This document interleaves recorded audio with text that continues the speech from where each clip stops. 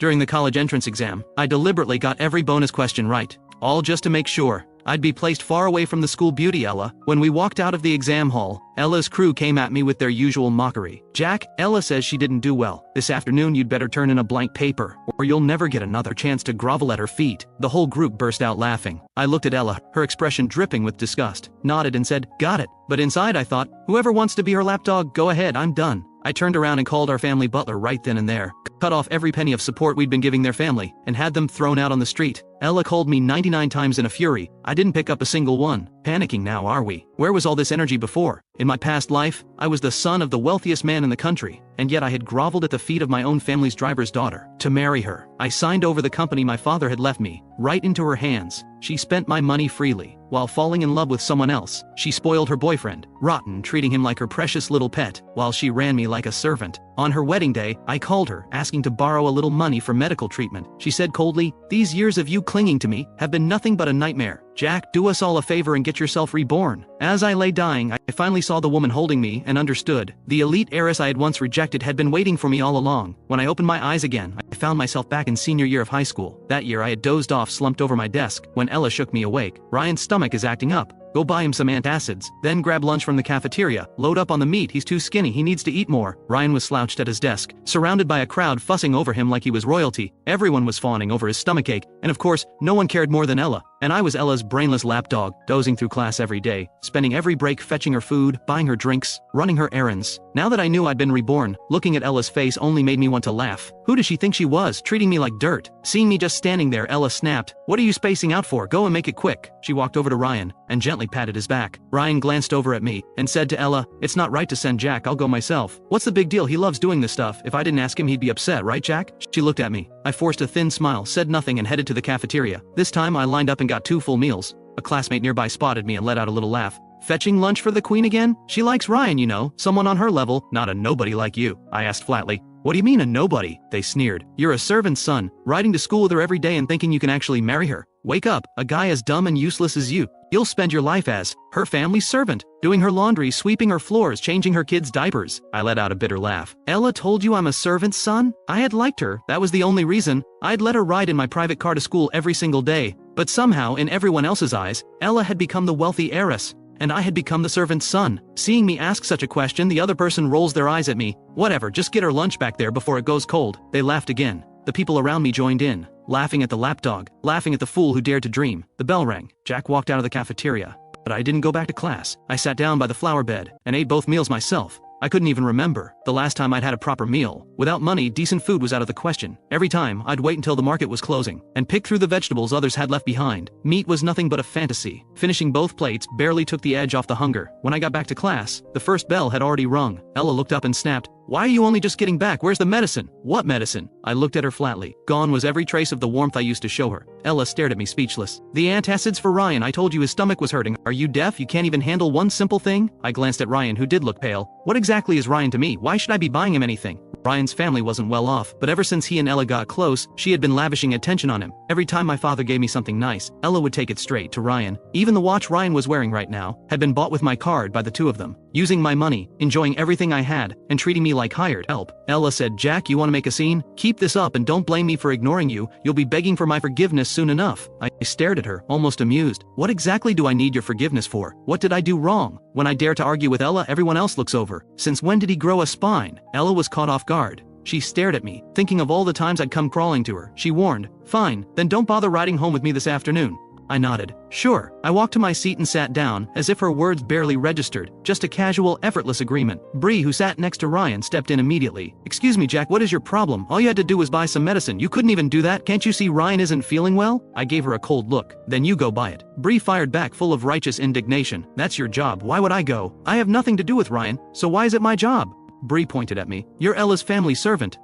Isn't this just what you do?" That set me off. I turned to Ella. "Have you been going around telling people I'm your family servant?" Ella flinched slightly when my eyes landed on her. Of course, it wasn't something she'd said outright, People had just assumed, seeing her arrive every day in a luxury car, she'd simply never corrected them. She would never tell anyone that her father was just a driver, that she was the driver's daughter. Now somehow I was the one making a scene. Ella walked over, she sat next to me. Fine, forget the medicine, I'll get it myself. She figured it was simple jealousy. Me refusing to do anything for Ryan was just me pining for her. She glanced at me. So where's the food? No medicine, fine, but you at least got lunch, right? Someone had already told her they'd seen me get 2 trays. I said calmly. I ate it. What? You ate both of them? She looked almost personally offended. I nodded. The kids in front turned around with looks of disgust. What are you, an animal? You finished 2 whole trays? They were used to kissing Ella's boots and looking down on me. Before I'd put up with them, they were Ella's crowd and I'd wanted to stay on their good side, hoping they'd put in a good word for me. Now I realized I'd been far too tolerant. Every time Ella treated them to something, it was my money paying for it. I said calmly, I spent my own money. 2 trays, 20 trays, it's nobody's business but mine. The kids in front went quiet, their expressions darkening. One of them muttered, his own money? Doesn't Ella's family pay for everything he has? But Ella was already fuming, especially over the fact that I hadn't brought her lunch. She hadn't eaten at all. The anger boiled over. Jack, you brought this on yourself, she said. Let's see how long you can keep this up. She stood up and grabbed her things, then said to Bree, switch seats with me. You sit next to him. Every time she was unhappy, this was her punishment, refusing to sit beside me. After all, I had begged for that seat. She was supposed to be my tutor, sitting next to me so she could help me study. But thinking back, she had never tutored me once. All she ever did was give me orders. She seemed to think the move would rattle me. It didn't. I ignored her completely. Ella hadn't eaten. Ryan was still suffering from his stomachache. She sat nearby, expression dark, shooting a glance at me by the window. This time, Ella was genuinely furious. She was already planning what she'd do when I came crawling back to apologize. After school, the Maybach was waiting at the gate. I walked straight to it without a second glance. By now the whole school knew I'd crossed Ella. Everyone was waiting to watch me fall flat on my face. When I got in without hesitation, the whispers started flying. Didn't he refuse to buy her lunch? And now he's freeloading in her car? A servant's son acting like the young master? Ella isn't even here yet and he just helps himself. Ella's way too patient. If I were her, I'd have fired that ungrateful little nobody a long time ago. I heard every word, I couldn't care less. I settled into my seat and said to the driver, let's go. The driver glanced at me. But Miss Ella isn't here yet, let's wait a bit. Sometimes Ella ran late because of student council. I always waited. He'd expected the same today. Instead, I was telling him to leave. The driver wasn't following my orders and was actually taking Ella's side. I almost laughed. Uncle Steve, my father has one child, me. Since when do we have a young miss? Did you two have a fight? Uncle Steve said with concern. Don't worry, I'll have a word with her. Don't bother, just drive. I don't want to ride with her and I don't want to see her anymore. Uncle Steve hesitated, not moving. He knew better than anyone how badly I used to cave to his daughter. Every time she said something, I would never dare push back. He figured even if he ignored me, the worst I'd do was let Ella scold me a little. He'd already started imagining a future where I inherited the family fortune, and his daughter got it all. He'd long stopped seeing himself as just the driver. He was already playing the role of father-in-law. Are you going to drive or not? I frowned. My father had actually wanted to let him go for a while. Word had gotten around that Uncle Steve was gambling on the side. My father didn't feel comfortable keeping someone like that around. But back then I'd lost my mind. I had defended him every time. Kept him on because as long as he stayed, Ella stayed too. I'd sung his praises. Told everyone he was wonderful to me. That was the only reason he still had this job. And now he wouldn't even listen to his own employer. They arrived. The moment Uncle Steve spotted Ella at the gate, he jumped out of the car. Ella walked over with Ryan, her arm steadying him. Uncle Steve opened the door. Ella moved to help Ryan in. Because of my feelings for Ella, just to keep her close, I had let Ryan tag along every single day. The driver would drop Ryan off first before taking us home. And in the mornings I'd get up early just to pick Ryan up first. Before Ryan could get in, I spoke up. Didn't someone say she wasn't riding with me today? And yet, here she is at my car. The crowd watching couldn't believe it. What is Jack's problem? That's Ella's car. Right, he's not letting her get in? They all started talking at once. Ella stared at me, her expression stiff. She had no idea what had gotten into me today. I wasn't giving her any way out. Do you have to do this? I decided to forgive you for lunch. Jack, if you keep this up, I don't need your forgiveness. Go home on your own, don't ride with me. Ella's face went pale, then flushed. She knew, in everyone's eyes, she was the wealthy girl. If she didn't get in this car, her whole image would fall apart. So she reached in and yanked me out of the car, then helped Ryan in. Ella, don't push it. I'll admit, she actually got to me. I had forgotten so much from before. But seeing her face now, I genuinely couldn't understand how I had ever put up with her, or thought she was someone worth loving. Ella ignored me entirely. She wasn't interested in reasoning. She turned to her father. Drive. Uncle Steve drove away, and I was left standing on the sidewalk. The crowd watching couldn't hold it together. They burst out laughing. Serves him right. That's what you get for being so unreasonable. I pulled out my phone. This phone was one Ella had bought herself, a cheap Nokia, a few $100 at most. To impress her, I had given her the brand new iPhone my father got me for my birthday and taken this piece of junk in return. Back then, I thought it was a way to protect her pride. Now, staring at this sad excuse for a phone, I almost laughed. But I called my father. A moment later, the Maybach came back around. It pulled up to the gate. Uncle Steve got out looking uncomfortable. Young master, he'd clearly just gotten an earful. Get them out. I'm not sharing a ride with them. Uncle Steve turned to the car. Ella was already helping Ryan out. Both of them caught off guard. Ryan looked shaken. Jack, if you have a problem with me, fine. But you don't have to go after Ella. She's always been good to you. Ella stopped him with a hand. Don't bother. Once they were both out, I got in. Before we pulled away, I rolled down the window, smiled, and gave Ella a little wave. Bye. Uncle Steve caught my eye in the rearview mirror, clearly not expecting me to go this far. Young master, he started carefully. Arguments happen. Don't take it too hard. I'll have Ella come apologize. Though without a ride, she'll probably have to take the bus. Who knows what time she'll get home. Everyone else can take the bus. Why can't she? Uncle Steve, have you forgotten who signs your paycheck? If you have a problem with me, you're welcome to quit. Lecturing me. All because he thought his daughter had a shot at my family's money, he'd stop treating me like his employer. If I hadn't called my father, he would have left me standing there without a second thought. Uncle Steve went quiet immediately. Back home, Auntie Chen met me at the door. Young master, you're back alone? Where's Miss Ella? There is no Miss Ella in this house anymore, I said. Auntie Chen blinked. When did the young master finally come to his senses? I had treated Ella so well for so long, that both she and her father had completely lost sight of their place. Auntie Chen had wanted to say something many times. She never dared, because she knew it would upset me. Now hearing this from me, she was genuinely moved. She looked at me. She had always been the kindest to me among all the household staff. But before, because she used to manage things around Ella, I had unfairly resented her for it. After Ella took over the household in my past life, Auntie Chen was the first one she drove out. Thinking back on everything, looking at her now, my eyes stung. I'm heading upstairs, I told her. Of course. Oh, Miss Sophia is here. Should I send her away? Sophia came by the house often, but because my father had arranged her for me, and I was obsessed with Ella, I had resented Sophia's very existence. Every time she came, I refused to see her. I'd just have someone send her away. In the end, we had barely crossed paths at all, but as I lay dying, it was her people who got me to the hospital. She had never forgotten that she was my fiancée. I stopped Auntie Chen. I'll see her. Where is she? In the backyard playing with Snowball. I walked out to the backyard and found Sophia feeding Snowball. I had wanted that dog myself, but Ella said she didn't like dogs, so I had stopped going near him. Yet here was Sophia, completely at ease with Snowball. She was in her school's blue uniform, the most ordinary thing in the world, and somehow she made it look stunning. Thinking of what I had heard about her before I died, a woman with everything, who had spent all those years alone, my eyes went red. Sophia finished petting Snowball, and looked up. I was standing at the doorway. She hadn't heard me come. She started toward me, then caught herself, remembering how much I had always disliked her, and stopped. Young Master Jack. Sophia was beautiful but composed beyond her years. She was the same age as me, yet she carried herself like someone in her mid-20s, and academically she had held the top ranking in the entire province. She was the one person Ella couldn't stand. Ella always said Sophia's success was just a product of privilege, that her family had given her every resource and advantage. That was the only reason she could be this good. If I had what she has, I'd be just as good. Every time Sophia's grades came out, Ella couldn't hide her irritation, and I had let that feeling infect me. I had started treating Sophia like an enemy too. But thinking about it honestly, we had barely even spoken. She had never done a single thing to me. This time I kept my feelings in check and asked quietly, "Did you need something?" "Just came to check on you," Sophia said. When I didn't respond, she read the room gracefully. "I know you don't want me here, I'll go." She hadn't even expected to see me. She had really just come for Snowball. The fact that I had come out at all was already more than she had hoped for. She was about to leave. I spoke before I could stop myself. "Do you want to stay for dinner?" Sophia froze. She looked at me with genuine surprise. "Is that okay?" The evening sun fell across me, softening everything. "Of course it is."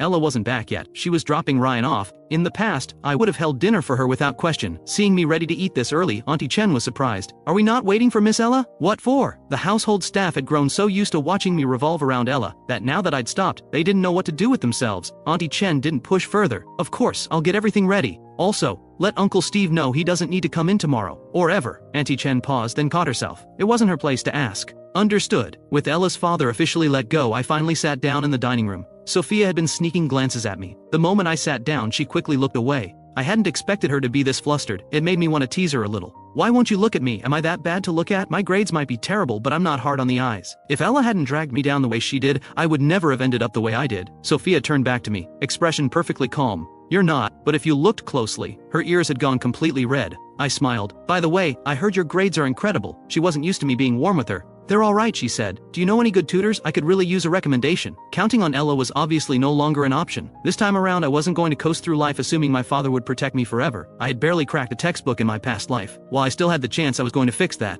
Sophia had connections. A tutor she recommended would probably actually be worth something. A tutor? What about Ella? She had heard that my tutor was a classmate, which was why Ella had been living at my house all this time. She's been let go because Ella had never respected me. She had zero patience for tutoring me, and every penny I'd paid her had been completely wasted. Sophia looked surprised. I was clearly serious. This wasn't a joke. She picked up her glass and took a sip, steadying herself. "I don't have a tutor. I've always just studied on my own. If you don't mind, I could come every day and tutor you myself." She didn't really expect me to say yes. Given that I had never even spared her a glance before, being invited to dinner was already far beyond what she'd hoped for, so when my face lit up the way it did, she wasn't prepared. Really? Sophia nodded, almost flustered by my reaction. Whenever you're ready. Absolutely, I said, genuinely happy. Of course, I just don't want to take up your study time. It won't, Sophia said, her face calm, but her eyes soft in a way that was hard to miss. It won't affect me at all. She had already finished the entire high school curriculum and had a guaranteed university placement, but she didn't say any of that, afraid it might put me off. Then thank you, I said. My grades are terrible, just don't give up on me. Ella had good grades too, but not a drop of patience. If I didn't get something on the first explanation, she would just yell at me. My grades had actually been average before.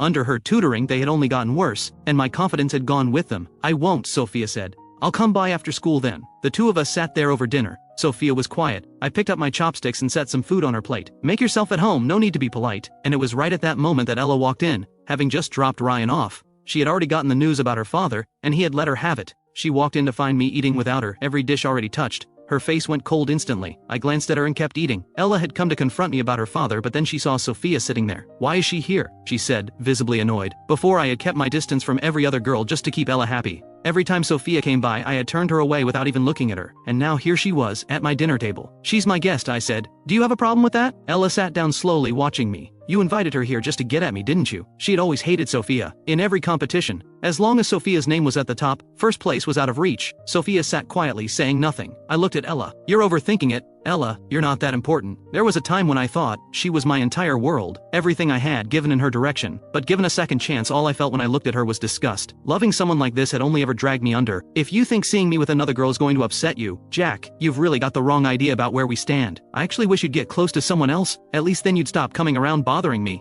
With that, she got up and went straight upstairs to her room. I was speechless. Once Ella was gone, I caught the shift in Sophia's expression. Something complicated had moved through it. Don't listen to her, I said quickly. I wasn't entirely sure she wouldn't take it the wrong way, but Sophia said nothing. She had gone quiet, her warmth replaced by a noticeable chill. After dinner, I walked her to the door. Take care on the way home. Okay. She left without another word, quiet as always. I went back inside. Ella was coming down the stairs. She had changed out of her uniform jacket and was wearing just a short-sleeved shirt. For all the terrible things she had done, she really was beautiful, soft-looking, almost gentle. That was exactly how she had fooled me before. Now Ella turned to me and said, "Why did you fire my father?" She hadn't brought it up in front of Sophia. She couldn't afford to let anyone know she was just the driver's daughter. Making a scene in front of Sophia would have been humiliating. Do I need to explain myself to you for firing a driver? That's my father, Ella said. Everything today was my call. He had nothing to do with it. If you want to punish someone, punish me. Go ahead, fire me too. The word fire gave me a second wind. I looked straight at her. Gladly.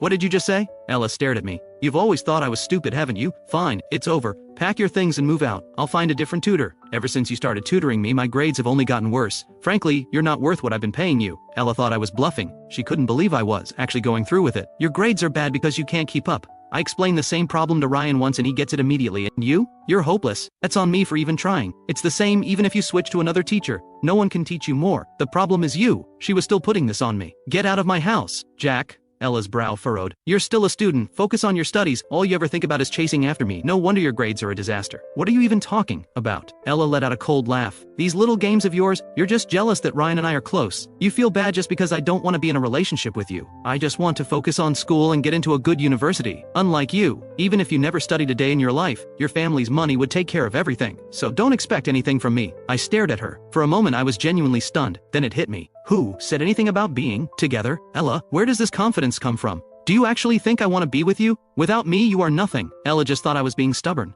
Think whatever you want, but I'm warning you, if you invite Sophia over for dinner again, don't expect me to acknowledge you. She turned and went straight to her room, slamming the door behind her. Quite a temper, as if this were her house. I went to my room and called Auntie Chen. Tomorrow, move Ella's things out of her room. There's no room in this house for someone who wants to walk all over me. I got Sophia's number from Auntie Chen and saved it. Then I sent her a message. Did you get home okay? No reply. The next morning I woke up on my own time. No more early pickups for Ryan. I could finally sleep until I was ready. I assumed Ella would be gone. Instead, she was sitting at the dining table waiting for me. I found a seat and started on my breakfast. Every day, rushing out to pick up Ryan. I had barely eaten a proper breakfast at home in months. Now I looked up at Ella sitting there waiting, that stubborn expression on her face. Even now she still thought she could play me. I finished breakfast and headed out. Ella followed right behind me. The new driver was already there and opened the door for me. I got in. Ella got in after me. I looked at her. Ella, weren't you the one who said she wasn't riding with me? I remember every word from yesterday. Ella pressed her lips together and said nothing. If her father hadn't pressured her to smooth things over, she never would have. A little money and he thinks he can push people around. Who does he think he is? But her father still needed a job.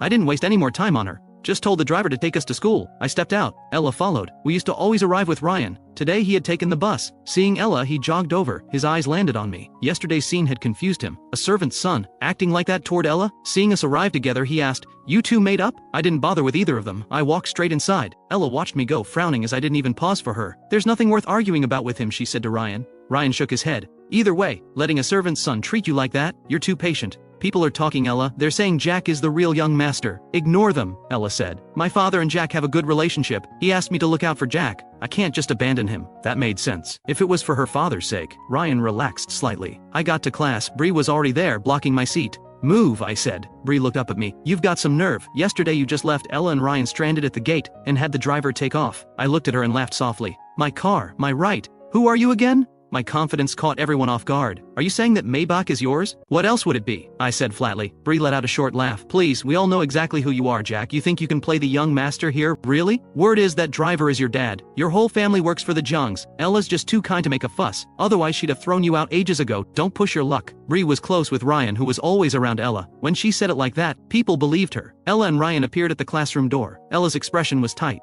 Because what Bree had just said wasn't really an attack on me, it was an attack on her. She walked over to Bree. "Get back to your seat." Bree shot Ella a reluctant look, clearly sensing her displeasure, and moved her things. Ella sat down next to me again. I didn't react. Her movements meant nothing to me anymore. She was the teacher's favorite and well-liked by everyone. No one would question her changing seats. Bree settled in next to Ryan, still sulking. She said to Ryan, "What is Ella doing? Jack has been walking all over her and she's still protecting him. He's literally living at her place now. Her father asked her to look after him," Ryan said. "That's all there is to it. Don't read into it." "Oh," Bree said. "That explains it. He actually claimed that car was his." Ella's phone is obviously expensive, and the gifts she gives Ryan aren't cheap either, but Jack's phone looks just like mine, and he wants to play rich boy? Who's going to believe that? I checked my phone quietly. Sophia had finally replied, one word, "Yeah, ice cold." Yesterday she had been warm and easy to talk to. Then she left and turned distant, and she'd only just replied to a message I sent last night. Ella was sitting right beside me and caught a glimpse of my screen. The contact name, Sophia. She frowned. Nothing obvious had changed, yet from yesterday onward I felt like a completely different person. I take out my phone and send a message to Sophia. "Still coming this afternoon for tutoring?" Her reply came quickly, one word, "Yes." Good enough. I put my phone away. I threw myself into class, the focus I had never had before.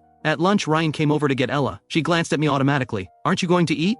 My focus today had clearly confused her. No dozing off, and now I was still carefully organizing my notes after the bell. Once my head had been full of nothing but her. Even I have moments when I study seriously. Seeing that I'm still busy after class, Ella can't help but ask curiously. I acted like I hadn't heard a word, ignoring her directly. Ryan glanced at Ella. "If he's not going, let's just go. We can bring something back for him." "Don't bother," I said. Ryan was a good person. At least that was how everyone saw him. Even when others mocked me behind my back, Ryan stayed decent. But I didn't want to owe anyone anything. I gathered my things neatly and stood up, but went my own way. Ryan fell in beside Ella. "What's going on with him? He's completely ignoring you. What did you do?" Ella was just as confused. She wanted to figure it out too. Normally, no matter how cold she was, I would always come crawling back like a needy little dog. But from yesterday onward she hadn't done anything different, and yet here I was. She couldn't figure it out. Ryan said, "By the way, are you inviting him to your birthday party this weekend?" This weekend was Ella's birthday. Last year she had celebrated at the Imperial View Hotel. I had booked everything, organized every detail, and let her invite whoever she wanted from school. One night, hundreds of thousands spent. Every classmate who attended had raved about it. Being invited to Ella's birthday party was considered an honor. This year was no different. I had taken care of everything days in advance. If I hadn't said what I said about firing her, Ella wouldn't have given it a second thought. But after yesterday, and now today's coldness, she couldn't help but worry. If I didn't show up, could she even have the party? She watched me walk away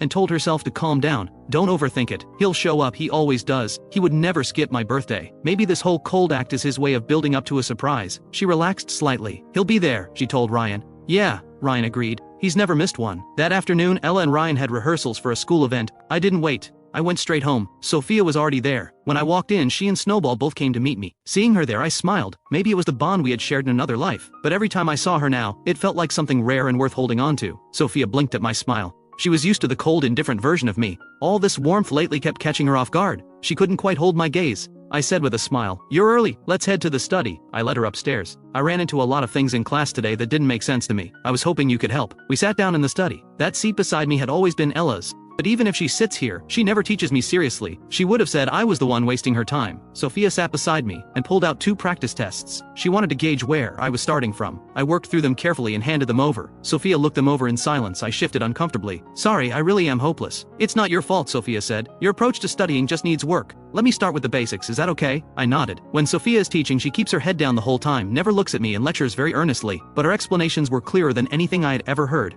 Things that had baffled me for months suddenly clicked the moment she explained them. Sophia had been going for a while. She was getting thirsty. When she finally looked up, she caught me staring. She swallowed, a little self-conscious, and looked back at the paper. Is something wrong? Do you have a question? I was just thinking, you're so patient with me, but on your phone you're completely cold. 2 words total. Is it because of the thing with Ella? Are you upset with me? No, Sophia said. Family came over yesterday. I was busy and didn't see your message until morning. By the time I saw it, it was already morning. If you ever need anything, just call me anytime. We were deep into studying. When my phone rang, I picked up. Ella's voice came through. Jack, what do you think you're doing? What did I do now? Her accusatory tone, I genuinely had no idea what I had done. You had them throw out all my things. I glanced at Sophia, no point hiding it. I directly said, I told you yesterday, you've been let go, which means you have no reason to be in my house anymore. I'm in the middle of a session. Don't bother me. I hung up. Ella stood at the door, staring at her bags piled outside. She couldn't believe I had actually done it. I was really throwing her out. I put the phone down. Let's keep going. Sophia replied quietly and said nothing more. A few minutes later, the study door flew open. Ella stood there. Her face was dark with fury. Her eyes swept over me and Sophia, a flicker of contempt in her gaze. Seeing her appear here, I stand up and ask, what do you want? I thought you didn't like me. I thought I wasn't good enough. And now you're the one who can't let go. Ella stepped forward, voice sharp. Do you find it funny humiliating me like this? Sophia stood up instinctively and moved in front of me. Humiliate you? Seeing Ella so angry, I retort, I think you've got this backwards. How exactly did I humiliate you? Ella, I'm the one who's been humiliated. I paid for everything in your life, and while you and Ryan were inseparable, I followed you around like hired help, serving you both, swallowing your coldness every single day. You don't call that humiliation? All I had done was take back what was mine, and she called that humiliation. Ella's lips pressed together. Don't think bringing someone here is going to pressure me into anything. I will never like you. I will never be with you. Let me make that absolutely clear. She turned to leave and walked straight into the door. I opened the window, the sound carrying down below. I watched her come downstairs, pick up her bags and walk away without looking back. Clean exit. Ella had always been proud in front of me. Poor family, but a spine made of steel. No matter how much I gave her, she had never bent for money. That was what I had loved about her once. Now it just seemed absurd. Sophia looked over at me from across the room. Jack. I turned, she was still there. Sorry, let's keep going. Sophia looked at me. Maybe I should go, you don't seem like you're in a great place. I'm fine, really. I was just thinking about some dumb things I used to do. It's not about Ella. Watching Ella leave actually made me feel lighter. At least now I didn't have to dread what was coming. Away from Ella, I wouldn't get sick this time. I wouldn't end up the same way. I'll head out then, Sophia said and moved toward the door. I stepped forward and caught her hand. Sophia froze. She turned and looked at me. What is it? I didn't quite know what I was doing, but I could see she wasn't entirely okay. Every time Ella showed up and said the things she said, Sophia would quietly start pulling away from me. My closeness with Ella had been obvious. I had never hidden how I felt about her. Everyone, including Sophia, had assumed that I was in love with Ella, and honestly, I had. If not for that wretched ending in my past life, I might never have woken up. I let go of her hand and looked at her. Are you free Saturday? I want to go to the Imperial View Hotel for dinner. Want to come? The food there was exceptional. After a past life spent half starving, I just wanted to eat well. Before I would have taken Ella without hesitation. Now, she was the last person I wanted to bring. Sophia was the match my father had arranged for me. As long as I didn't ruin it, she would probably become my wife after graduation. I used to resent my father for making the arrangement without asking me, but looking at it now, she was every bit as beautiful as Ella, and on top of that she had a far better family. She chose me. If anything, I was the lucky one. You're not going with her? Sophia said. She meant Ella. So you want me to be with her? I asked. You want me to go back to avoiding you? Of course not, Sophia said without hesitation. Then it's settled. See you Saturday. Saturday afternoon. I arrived a little late. At the entrance I spotted plenty of familiar faces, all dressed up and looking their best. Bree caught sight of me first and let out a laugh. Jack, you actually showed your face here. I frowned. Why can't I come? The owner here is a close friend of my father's. I'm a very important person. I come whenever I want. Give me one reason I shouldn't be here. Bree snorted. Ella hasn't given you the time of day all week, and now you're showing up to her birthday party? The nerve? Ella's birthday. Right, that was today. I had been so focused on studying lately that it had completely slipped my mind. If they hadn't mentioned it, I might not have remembered it all. I had already made arrangements with the hotel. This was Ella's 18th birthday. Last year I had thrown her an enormous celebration here. Everyone had talked about it for weeks, but it was also on that day that I found out about Ella and Ryan.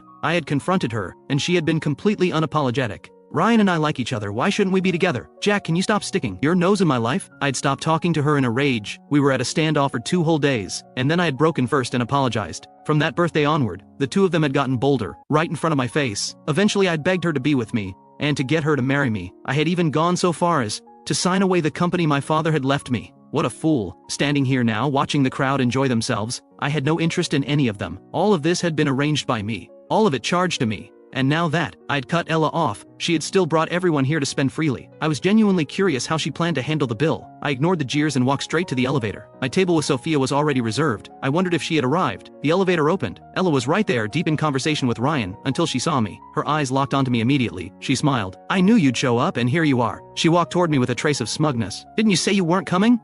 Don't think showing up means I've forgiven you. I'm still angry, Jack. Every time. She used her anger like a leash. I looked at her, the corner, my mouth lifting. Did you need something? Aren't you here for my birthday? Ella said. Why would I be here for your birthday? You didn't even invite me. You've got a whole crowd of people. You won't miss one. What is that supposed to? Ella stared at me, irritated. Still playing games, she thought. Picking a fight on her birthday just to get under her skin. Just then, the restaurant manager walked over. Young Master Jack. I asked about Sophia. The manager nodded. She's already here. Please take me to her. The manager turned to lead the way. Ella followed right behind me. Jack, are you done with this? Seeing that I'm still going to look for Sophia, it's just that she's too good-tempered. I glance at her. I'm not the one making a scene. You are. You told me to stop following you around, said I was annoying, now I have, so what's the problem? Your boyfriend is waiting, I say, glancing over at Ryan, who looks like he wants to follow us but thinks better of it. Ryan has never seen Ella come to me like this before. Of course, I know exactly why she's doing it. It's not me she can't bear to lose. It's the money in my pocket. She never liked me. Yet she accepted everything I gave her without a second thought. She'd say no with her mouth, then take it with a smile. Now that I'm pulling back, she's panicking. After all, she's been planning this birthday party for so long. She can't let it fall apart now. Ella says, if this is about me and Ryan, I can keep my distance from him. So can you please stop causing trouble? For the first time ever, she's the one backing down. That alone tells me how much this party means to her. Then again, if she didn't care about appearances, she never would have built that rich girl image at school, and she certainly wouldn't have invited half the school to her birthday. Turns out she's afraid of looking bad after all. I've seen Ella play the cold, untouchable queen. Watching her fold over a birthday party is something else entirely. I find it rather entertaining. I give a slow nod. Right. It's your birthday. Wouldn't want to ruin everyone's fun, would we? I turn to the manager. I made a reservation here. The Jade Hall under the name Ella. The manager checks her records. Yes, that's correct, young Master Jack. Since today is her birthday, go ahead and let her use the hall. I look back at Ella. That works for you? Ella breathes a sigh of relief when she sees I've softened my stance. She looks at me and says, so this was all just to break me and Ryan up. You can't stand seeing us together. You're overthinking it. I don't care who you're with. Ella, give it time. You'll understand. Without me, you're nothing. The manager stands quietly to the side. My words strip Ella of every shred of dignity. I'm done with you, she snaps and walks away without looking back. The manager glances at me. I'll have the Jade Hall prepared right away. I nod. One thing, nobody leaves until she settles the bill herself. Not a single person. Understood, young Master Jack. Once everything is in order, I go find Sophia. Ella makes her way back to Ryan. Ryan sees her dark expression. How'd it go? What did you two talk about? Nothing worth mentioning, Ella says. She glances at Ryan, steady, gentle, attentive as always, as if she'd ever break up with Ryan for Jack's sake. Dream on. Once this party is over, she's cutting Jack off completely. Not even a polite smile. Sophia isn't in her school uniform today. She's wearing a dress. The style is simple, but on her it carries an effortless elegance. When I walk in, she's absorbed in the menu. She hears me and looks up, our eyes meeting. I smile. Been waiting long? No, I just got here too. Sophia studies me for a moment. I'm in a plain tee today, bright and easy looking, though I'm on the thin side. I slide naturally into the seat beside her. Sophia didn't expect me to sit so close. She stiffened slightly. There are plenty of other seats. I don't notice her discomfort. Have you ordered yet? Not yet, still looking. Let me see. I lean over, reading the menu right alongside her. Sophia can't focus on the menu anymore. Her attention keeps drifting to me. Whatever shampoo I use, it smells good, clean and fresh, not overwhelming at all. I'm in the mood for something bold and heavy. It's the kind of thing that makes you feel alive. Those days of illness, never enough food, never warm enough, never able to sleep, those days were pure torment. Even now, reborn, I sometimes dream I'm back in that life. The food is fiery. I fan my mouth with my hand. I reach for the watermelon juice and take a sip. Sophia asks, do you like spicy food? It's fine. I look up at her. You? I do too, she says, playing along. She picks up her chopsticks and helps herself. We're in a private room, a server standing quietly nearby. A short while later, the owner of the Imperial View Hotel walks in. His name is Miles. I greet him politely. Uncle Miles. Miles looks at me with a smile. Jack, you're here too. The way he says it tells me he didn't come for me. Sure enough, he heads straight for Sophia. Miss Sophia, he says respectfully. Welcome to our hotel. Please don't hesitate to let me know if anything falls short. He knows who Sophia is because of his close ties with my father. Most people have no idea who she really is. No one knows the Sophia family's youngest daughter from the capital is quietly living here in this city. Sophia gives a brief acknowledgement and goes back to eating. She's so cold. I always thought she was warm. Seeing her now, I realize Sophia just doesn't like talking to people. Miles stands there a moment, pours her water himself. She says nothing. A keep your distance energy fills the entire room. Finally, Miles reads the room and says, I'll leave you to enjoy your meal. Take your time. Uncle Miles, wait, I stop him. At the sound of this voice he stops walking, then he turns back. Young Master Jack, is there something you need? His smile is warm and genuine. The kind of person you can't help but like. It's why I've always had a good impression of him. But if my memory serves me right, in my previous life, the Imperial View Hotel caught fire just 3 days after Ella's birthday party. The kitchen fire suppression system was inadequate, and when the fire broke out, the extinguishers were completely useless. The fire even claimed lives. The Imperial View had been the finest hotel in the city. After that, it never recovered. Word was that Miles fell gravely ill from the blow. I look at him and ask, is your hotel's fire safety system in good shape?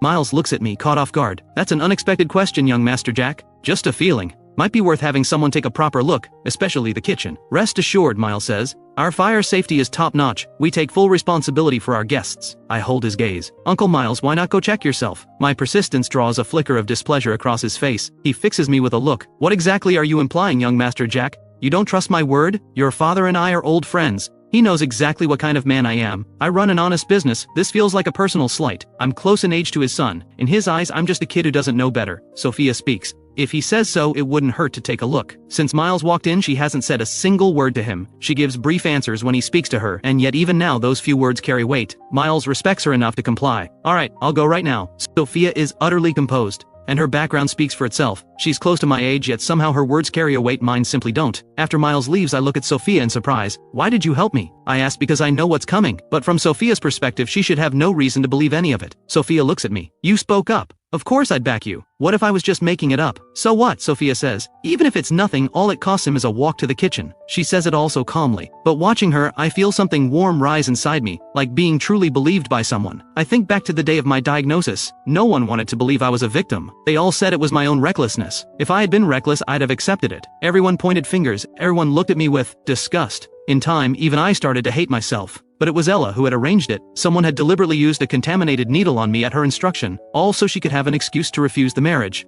Only the one who set the trap knows just how innocent you really are. Sophia and I take our time with the meal. When it's done, we don't leave. We order dessert. I even brought my homework along and work through it at the table. Sophia walks me through the problems as I go. We talk until evening. When Ella's birthday party wraps up and the guests move to leave, they find themselves stopped. Ella hasn't settled the bill. Ella calls me. I let it ring. Sophia watches from beside me. Why aren't you answering? I know who it is. I let it ring again. It takes 2 more calls before I pick up. Jack, what is this? On the other end of the phone, Ella's voice is full of anger. The angrier she gets, the lighter I feel. I've said I'm done with her, but the debt from my last life still needs to be paid, otherwise I'll never be able to let it go. I smile. Ella, what's all this? Why so worked up? Get over here and pay the bill, Ella says through her teeth. Don't make this worse. She had planned to walk out tonight and never deal with me again. She didn't expect me to be waiting for her. Now she can't pay and every single person is stuck there. Everyone is watching her. That's strange, I say. I wasn't at your party, why would I pay your bill? Why not split it with everyone? I'm sure they'd chip in. They all seem fond of you. Great friends too. Always going out to eat together. I used to give Ella well over $100,000 a month in spending money. She took it as if it were hers by right. In her mind it was just payment for tutoring.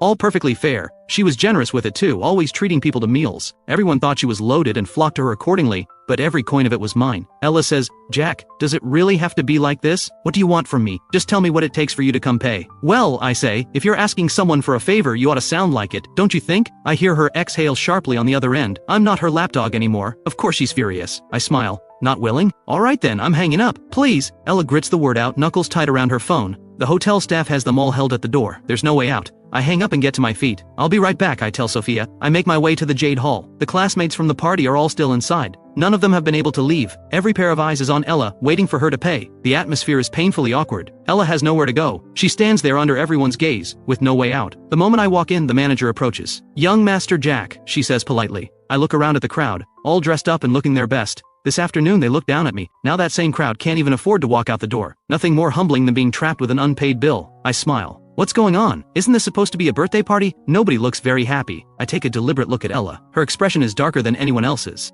Ryan stands off to the side, clearly unsure what's going on. The manager explains, Miss Ella hasn't settled the bill. I simply ask that everyone remain until it's taken care of. I wave a hand. Is that all? No need to make a whole thing of it. These are my classmates, I'll cover the bill tonight. I hand my card to the manager. She takes it and processes the payment. The looks people give me shift, complicated, uncertain. Ella is the one having the birthday party, and yet Jack is the one paying. What exactly is going on? Can't she pay for her own party? Ella feels her face burn. She stares at me. No wonder he came so willingly. This was his plan all along, to humiliate her, to let everyone see that she's broke, that she depends on him for money. He could have quietly settled it without a word. Instead, he makes a show of it, swiping the card right in front of everyone. This guy has completely lost it. A moment later, the manager returns, handing me back the card along with the receipt. "Done, young Master Jack, here's the bill." I glance at the total. Then I read it aloud, deliberately. 860,000. Happy birthday, Ella. Since it's your special day, I'll cover this one, but there won't be a next time. I glance over at Ryan. He's standing right beside me and the color has drained from his face. Wait, all of Ella's money came from Jack? Wasn't she supposed to be from a wealthy family? The scene unfolding before them is a slap in the face for everyone present. Bree steps forward and faces me. "Jack, what kind of joke is this? Just because Ella's money passes through your hands doesn't make it yours. You're just the housekeeper's kid holding it for her. What exactly are you so smug about? Your family lets the help manage your money?" I look at Bree and smile. "Since you brought it up, I'm not the housekeeper's son. Let me set the record straight, I'm not. Her father was my family's driver. He left me stranded at the school gate to drive Ella and Ryan instead. He's been dismissed. If you don't believe me, ask Ella yourself." I turn to look at her. "What do you say, Ella?" She glares at me, eyes full of bitter resignation. She has never, not once in her life, no matter how hard things got, been made to feel this humiliated. And now everyone is watching her fall apart. But she can't say a word, because there's a real chance he takes his money back and leaves her stranded. She ignores me and walks out. Ryan watches it all, then follows her out. The whole scene is unbearable, but he has no choice. What he hadn't expected, though, was that she's the driver's daughter. Then why had she been pretending to come from money all this time? Once they're both gone, I glance around at everyone still in the room. "Nothing more to see here. You're all free to go. Take care on the way home. It's getting late." One by one they file out of the Jade Hall. I watch them go, then step out myself. The manager walks me toward the exit. She sees me to the elevator. Sophia arrives at exactly the same moment. We step into the elevator together. I don't say anything. Neither does she. I set the record straight back there in front of everyone. But I don't feel particularly good about it. Compared to everything I suffered, what I just did to Ella barely scratches the surface of the score I need to settle. Sophia notices my silence. She doesn't disturb it. We reach the lobby, and Miles is there. The moment he spots me, he comes straight over. "Jack." This time it's not Sophia he's looking for, it's me. "Uncle Miles," I say politely. Miles takes my hand in both of his. "Jack, I can't thank you enough. If it weren't for you, this hotel would have been finished. I went and checked myself, just now. There were serious problems everywhere. It was my cousin's negligence. I've already sent him home." I relax. "It was nothing." Miles gives me a curious look. "How did you know there was a problem?" The question catches me off guard. I scramble for an excuse. "I dreamed about it last night." Miles bursts out laughing. "All right, I won't pry. Oh, I've had some gifts prepared for you both." He signals to an assistant who brings them over, 2 small gift bags. "Thank you, if you ever need anything, just say the word." He means every word of it. Miles sees us to the door. Sophia's car is already waiting. I settle into the seat and look out the window. The streets are quiet at this hour. A fair number of cars still on the road though, light traffic. I remember how we usually talk so much, but tonight neither of us says a word. Sophia doesn't push me, but she's thinking about how I somehow knew about the fire hazard at the Imperial View. By any logic, I shouldn't know more about his hotel than he does. She's also heard what happened in the Jade Hall. Today is Ella's birthday, and yet Jack spent it with her, not Ella. That alone is something. But then he deliberately humiliated Ella in front of everyone. He really is done with her. So then why does he look so hollow right now? The truth is, the sadness only lasts a moment. I know I've been given a second chance. Everything can still be changed. As long as I don't repeat the same mistakes, there's still time. Studying hard every day lately, it's genuinely exhausting. I feel like I could sleep forever. Right now I'm barely keeping my eyes open. Before long I drift sideways and fall asleep against Sophia's shoulder. Sophia freezes. By the time they reach my home, Sophia's arm has gone slightly numb. She hasn't dared shift position, afraid of waking me. She's held still the entire way. "Miss, we've arrived." Sophia glances out the window, then her gaze falls on my face, pale, peaceful. She hesitates over whether to wake me. The driver has already stepped out and is waiting by the door. Sophia still doesn't wake me. I feel the car stop and open my eyes, glancing out the window. When it registers that I'm home, I slowly look over at Sophia. She's sitting perfectly still, not quite meeting my eyes. I roll my neck gently, a little stiff, and sit up straight. "We're here." Sophia gives a small nod. "Then why didn't you wake me? You look like you needed it." She says it the same way she says everything, face perfectly neutral. I look at her and notice the tips of her ears are red. She's always struck me as someone reserved, but I didn't expect this level of innocence. "Sophia." She hears her name and meets my eyes. "Are you afraid of me?" "No." "Then why do you avoid looking at me? When we're together, you act like I bother you." Sophia gives a quiet cough. "I'm just not used to being this close to someone. You're the first." I can't help laughing. "Then why didn't you ask me to move?" Something in my words seems to prompt her, as if to prove she's the one in control, and she asks, "Why did you and Ella fall out? I thought you liked her." The question catches me off guard. I stare at the empty street ahead. I just realized I don't. A beat. "What?" "Nothing, I'm heading in." I step out of the car. At that moment the front gate slowly swings open. My father Owen appears in the doorway. The moment I see him, something inside me lights up. Dad, you're finally home. Dad is always busy with work. Most of the time I'm alone in that house. There are plenty of staff but few who can actually keep me in line. That was one thing, but even my father spoiled me too much, always putting my happiness first. Being spoiled by him, those were my most carefree days. In my previous life my father told me to stop chasing after Ella. I wouldn't listen. Seeing him now, all I feel is warmth. Standing before him, a long-buried ache rises to the surface. I throw myself into his arms. The tears come before I can stop them. Maybe it's only in front of the people closest to you that you let yourself break. Dad had been ready to play the stern father when I came home so late. Then I went and did this, and started crying. He panics immediately. He pats my shoulder, gentle and careful. Hey, what's wrong, son? Who hurt you? Was it that Ella girl? I heard you fired both of them. I hold on to him. Nothing, I just missed you. You silly kid. Every time I call too often you tell me I'm annoying. Wait, is that the Sophia's car? His words make me turn around. Sure enough, Sophia's car is still at the gate. Sophia has stepped out. My eyes are still red. Having her see me like this, embarrassing. Sophia gave me a lift, I tell Dad. We went out for dinner. Dad glances at me, visibly surprised. He had brought up the betrothal before. I had been completely against it. I had even said I'd never have anything to do with Sophia. And now here they are, coming home together after dinner. He doesn't know what changed, but he turns to Sophia all the same. Sophia, come in and sit for a while. Hello, Uncle, Sophia says. I won't come in today, I should head home. She glances at me once, then gets back in the car. The car pulls away. I follow my father inside. Did Sophia do something to you? Dad eyes my red-rimmed eyes and crumpled expression. I shake my head. No, she's been good to me. I sink into the sofa. Dad keeps watching me. He's still young now. He wasn't old when he was gone either, in my last life, but somehow I always remember him as older when he left. Dad asks again and again, circling back until he's satisfied that Ella hasn't done anything to me. Sunday morning, barely out of bed, Auntie Chen tells me Ella is here. The memory of last night flashes through my mind. We've truly burned every bridge between us.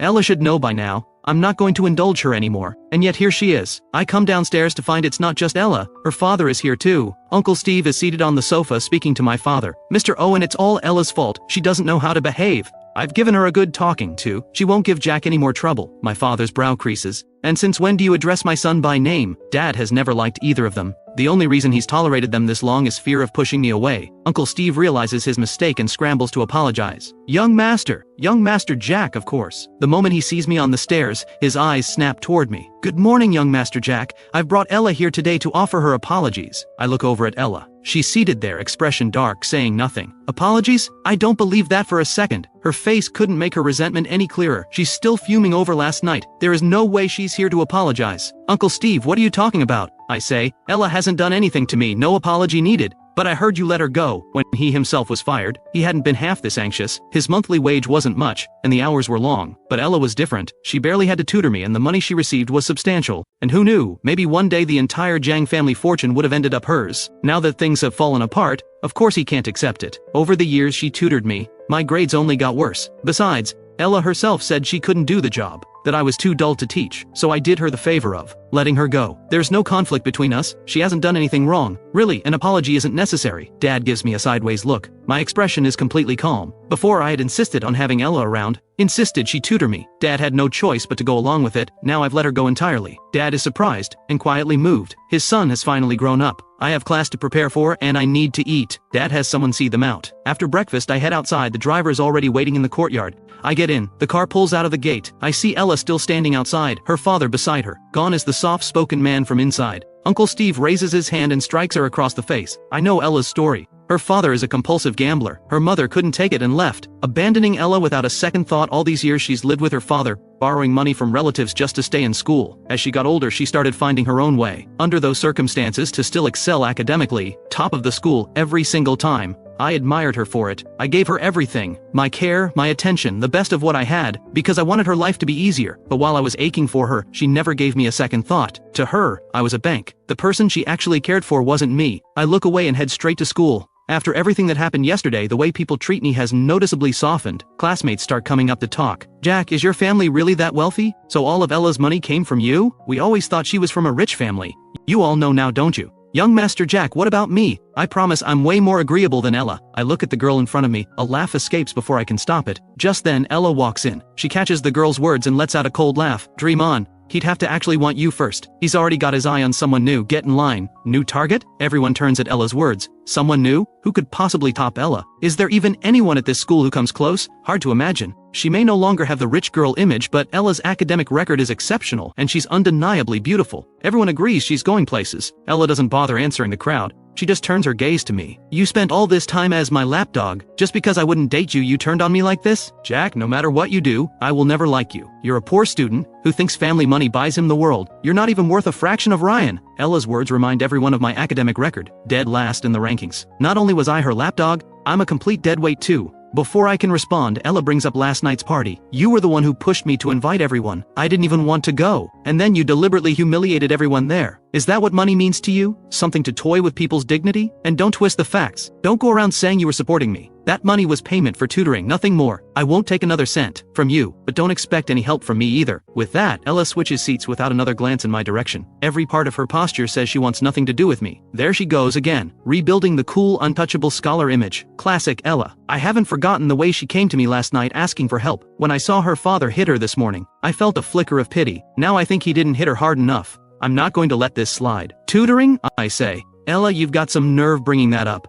From the moment you started tutoring me, what exactly did you do besides spend my money? I finished last in class every single month. That's your tutoring at work. Ella's expression doesn't budge. I told you from the start, you're too slow to teach. That's hardly my problem. With all your money, Jack, maybe buy yourself a new brain. The class erupts in laughter. I watch her stand there so certain of herself and say, are you sure it was me who was slow, and not your teaching? Ella thinks of Sophia. She knows Sophia has been tutoring me. She gives a short scoff. Fine then, let's settle this. Show me your results at the next monthly exam. You don't even need to do much. Just move up 100 places in the rankings. And I'll admit the fault was mine. She wants to see if Sophia can pull off a miracle. Because in her mind, my brain simply doesn't work. Deal, I say, holding her gaze. She only asked for 100 places. She didn't even aim higher. That says everything about how little she thinks of me. Ella turns to the class. You all heard it, he agreed. If he moves up 100 places at the next exam, I'll run 10 kilometers as my penalty. A ripple of excitement runs through the room. Everyone's eyes are on Ella. Bree looks over at me. If the school beauty is running 10 kilometers, shouldn't you run 10 too if you lose? Though Jack, can you even finish 10 kilometers? If you're scared, just admit it now. I look at them and say, sure, 100 places isn't much of a challenge. The truth is, Sophia's way of explaining things just clicks for me. These past few days I felt myself improving in a real way, so I agree without hesitation. A clear goal is exactly the kind of pressure I need. Ella sees me nod and bites back a laugh. Idiot, she mutters, and sits back down. She genuinely didn't expect me to take the bet. Back when she tutored me, I was clueless on every count. She knows exactly what she thinks my level is. She's already looking forward, watching me run. The bet has barely been made. When Ryan walks through the door, he stops at the doorway. He's heard everything Ella just said. He spent all last night in a low mood, but by now he's worked things out in his head. Ella's grades are outstanding, she's beautiful, and even if her background is modest, she's hardworking and driven. Isn't she 100 times better than a deadweight like Jack? She'll make something of herself on her own merits. Being with her is no loss at all. With that settled in his mind, he walks over to Ella. Ella, your father may be a driver, but he earns his living with his own hands. And you've always topped the class. Coming this far without much support, that couldn't have been easy. I'll stand by you. Always. Ryan's words work like a charm. Every classmate who had doubts about Ella is suddenly moved. Ryan standing by her through all of this, that kind of devotion is something else. And really, people have always admired Ella. Not just for money, but for who she is. Her character and her grades both speak for themselves. But Jack, he doesn't even try. And yet he expects someone to be with him. Shameless. I watch the two of them perform their little duet and feel the urge to weep. For the sheer drama of it all, truly touching. These two deserve each other. Lock it in. I have only myself to blame for ever getting involved. After Ella's little speech, everyone's decided I'm a complete deadweight. I'd barely shaken off the lapdog label and the housekeeper's son rumor. Now they're keeping their distance again because of my grades. But honestly, I don't care much. Compared to the loneliness and helplessness of my last life, this is nothing. At least I have my family's wealth and parents who love me. I focus on studying and don't bother with the rest of them. After school, Dad drives up with Mom to pick me up. They're both in their 40s now, but they were the most striking pair at their school back in the day, and even now they carry themselves with quiet elegance. Mom steps out of the car, and the moment she spots me, she pulls me into a warm embrace. Then she thoughtfully holds the door open for me. Ella and Ryan have just walked out of school when they see the whole thing. The classmates with them spot me getting into a car with an older woman. Curiosity stirs. Could that be Jack's new person? Ella had mentioned it just this morning. She has to be in her 40s. What's her connection to Jack? The speculation starts immediately. So that's how he has money. He's being kept by an older woman. And here we thought he was something special. No wonder Ella won't touch him. I wouldn't either. At his age, disgusting. Ella hears them talking and doesn't bother correcting anyone. Ryan glances at Ella. Her silence feels like confirmation. A small wave of relief washes over him. Jack's grades are poor, but the money bothered Ryan. Tens of thousands spent in a single night without a second thought. It never sat right with him. He always felt somehow beneath Jack, and he hated it. Now that it turns out Jack is just being funded by an older woman, suddenly everything feels a lot more even. At least Ryan would never stoop to something like that. He'll get where he's going through his own hard work. Someday he'll have everything Jack has, and he'll have earned it. Ryan and Ella board the bus. "I can't walk you home today," Ella says. Now that tutoring Jack is off the table, she's found a part-time job. Her father's gambling debts are staggering and he's always helped himself to her earnings. Now she has no choice but to earn enough to support herself. "Okay," Ryan says simply. "Mom and Dad take me to get a new phone, then bring me along for dinner." By the time we arrive at the restaurant, Sophia is already there. Sophia lives here in the city with her uncle, who happens to be a close friend of my father's. Tonight is something of an official introduction between the two families. Dad has been trying to make this happen for a long time, but I had always refused, too fixated on Ella to give it any thought. So the dinner kept getting pushed back. Today I showed up willingly. Dad is quietly overjoyed. His son has finally grown up and started listening. Over dinner, he and Sophia's uncle fall into easy, cheerful conversation. I sit beside Sophia. I tell her about the bet, that I need to move up 100 places in the rankings. When I finish, Sophia gives only a quiet acknowledgement. I can't tell what she's thinking. "Do you think I was reckless? That the pressure will be too much?" Sophia looks at me. "No. Do you think I can do it? I've been following everything you've taught me lately, but still." "It's fine," Sophia says, meeting my eyes. "Leave it to me. And for the record, you're quite sharp, not nearly as slow as people say." The people she means is obviously Ella. Ella's comments about me being slow. Sophia never responded to them at the time, but she remembered. I smile when I hear it. That's a relief. "Thank you for putting in all this effort with me. It's nothing." Mid-conversation, I notice the room has gone quiet. I look up to find both my father and Sophia's uncle watching us. My face goes warm. "Dad, why are you staring?" "No reason. Carry on." Dad goes back to talking with Sophia's uncle, but inside he can't stop marveling. They really do get along well. He was the one who arranged the betrothal, and yet somehow it feels like his own son is being stolen right out from under him. After dinner, Dad and Sophia's uncle have more to discuss. Sophia and I step out first. We don't head home. We find a cafe nearby. I want ice cream, so I go order some. I bring it back and drop into the seat beside Sophia. We pick up the studying where we left off. My head is full of formulas and concepts. 10 kilometers, that would half kill me if I lost this bet. Here you go. The server brings our order quickly. I look up and the server standing in front of me is Ella. I stare at her, taken aback. "What are you doing here?" Ella gives me an icy look. "I should be asking you that. Did you find out I work here and come just to bother me?" Despite how cold I've been acting, Ella is convinced I still have feelings for her, that this is all just pressure tactics to make her give in. Otherwise, she picks up a part-time job and I show up at the exact same place? How could there be such a coincidence? You're reading too much into it. It's just a coincidence. Ella glances briefly at Sophia, doesn't linger, and turns away. She has no interest in wasting another second on either of them. Watching her walk off with that air of superiority, I genuinely cannot figure out what she has to feel smug about. I turn and offer Sophia the ice cream. She shakes her head. "You have it." She reaches over, picks up my bag for me, and walks out of the cafe by my side. I had planned to stay a while longer, but running into Ella here has taken the shine off the evening. Over the next 2 weeks, I study relentlessly. Sophia comes to the Jiang house regularly to coach me. My progress is real and measurable, but every time Ella catches me at it, she can't help taking a dig. "Jack, if you're having second thoughts, there's still time to back out. Just don't come crying when the results are posted. You're distracting me." I frown and shove my earphones in. The monthly exam finally ends. I'm in a surprisingly good mood. I rush home, barely able to contain myself. The results aren't out yet, but I know I did well. Sophia is in the courtyard drinking tea and keeping Snowball company. Snowball has been getting rounder by the day. I come over and scoop Snowball up. "You're here early today." Sophia looks up. "I'm always early. I've been wondering, don't you have anything going on at school?" Ella is top of her school too, and she and Ryan always seem to have something on, but Sophia always seems perfectly unhurried, and she's already here every time I get back. I have a lot of freedom. They don't really keep tabs on me. "So no school activities?" "I don't usually go." "Not even student council?" Sophia shakes her head.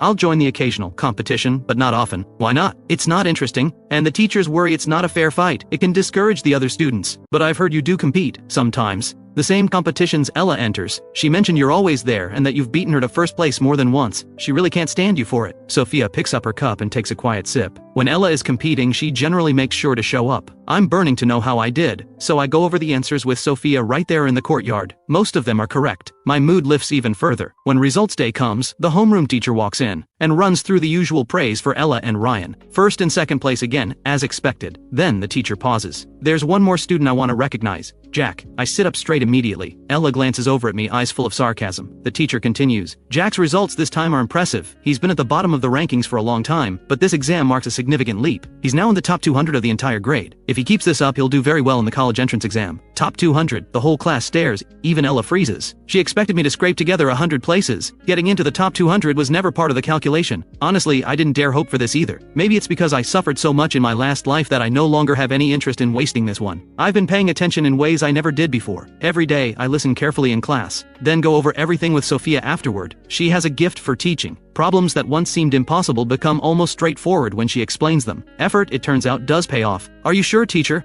Jack's scores were terrible before. How could he possibly? I am not mistaken, the teacher says, turning to me with a calm expression. Having a student drag the class average down had been a quiet headache for him. He had no idea I was capable of this. Getting that recognition from the teacher genuinely makes me happy. I catch Ella watching me. So, how did I do? You said I was too slow to learn. 10 kilometers, Ella, don't forget. Ella presses her lips together. She genuinely can't wrap her head around it. Could Sophia really be that good a teacher? After school, Ella has no choice but to run her 10 kilometers. I don't go home. I stay behind specifically to watch. I sit quietly off to the side, watching her from the corner of my eye. Watching her eat humble pie sends a rush of satisfaction through me I can't quite name. It feels good, really good. Ryan stands nearby, watching me with barely concealed anger at how cold I've become. Bree shoots me a look, then leans toward Ryan. Top 200, who cares? It's not like he came first. Acting like he owns the place. Ella got first and she's not half this pleased with herself. Ryan came second for that matter. Ryan's eyes rest on Ella, running laps on the track. A bet's a bet, he says evenly. Ella can handle a loss. So what if his grades improved? Bree says. He still goes home to that woman.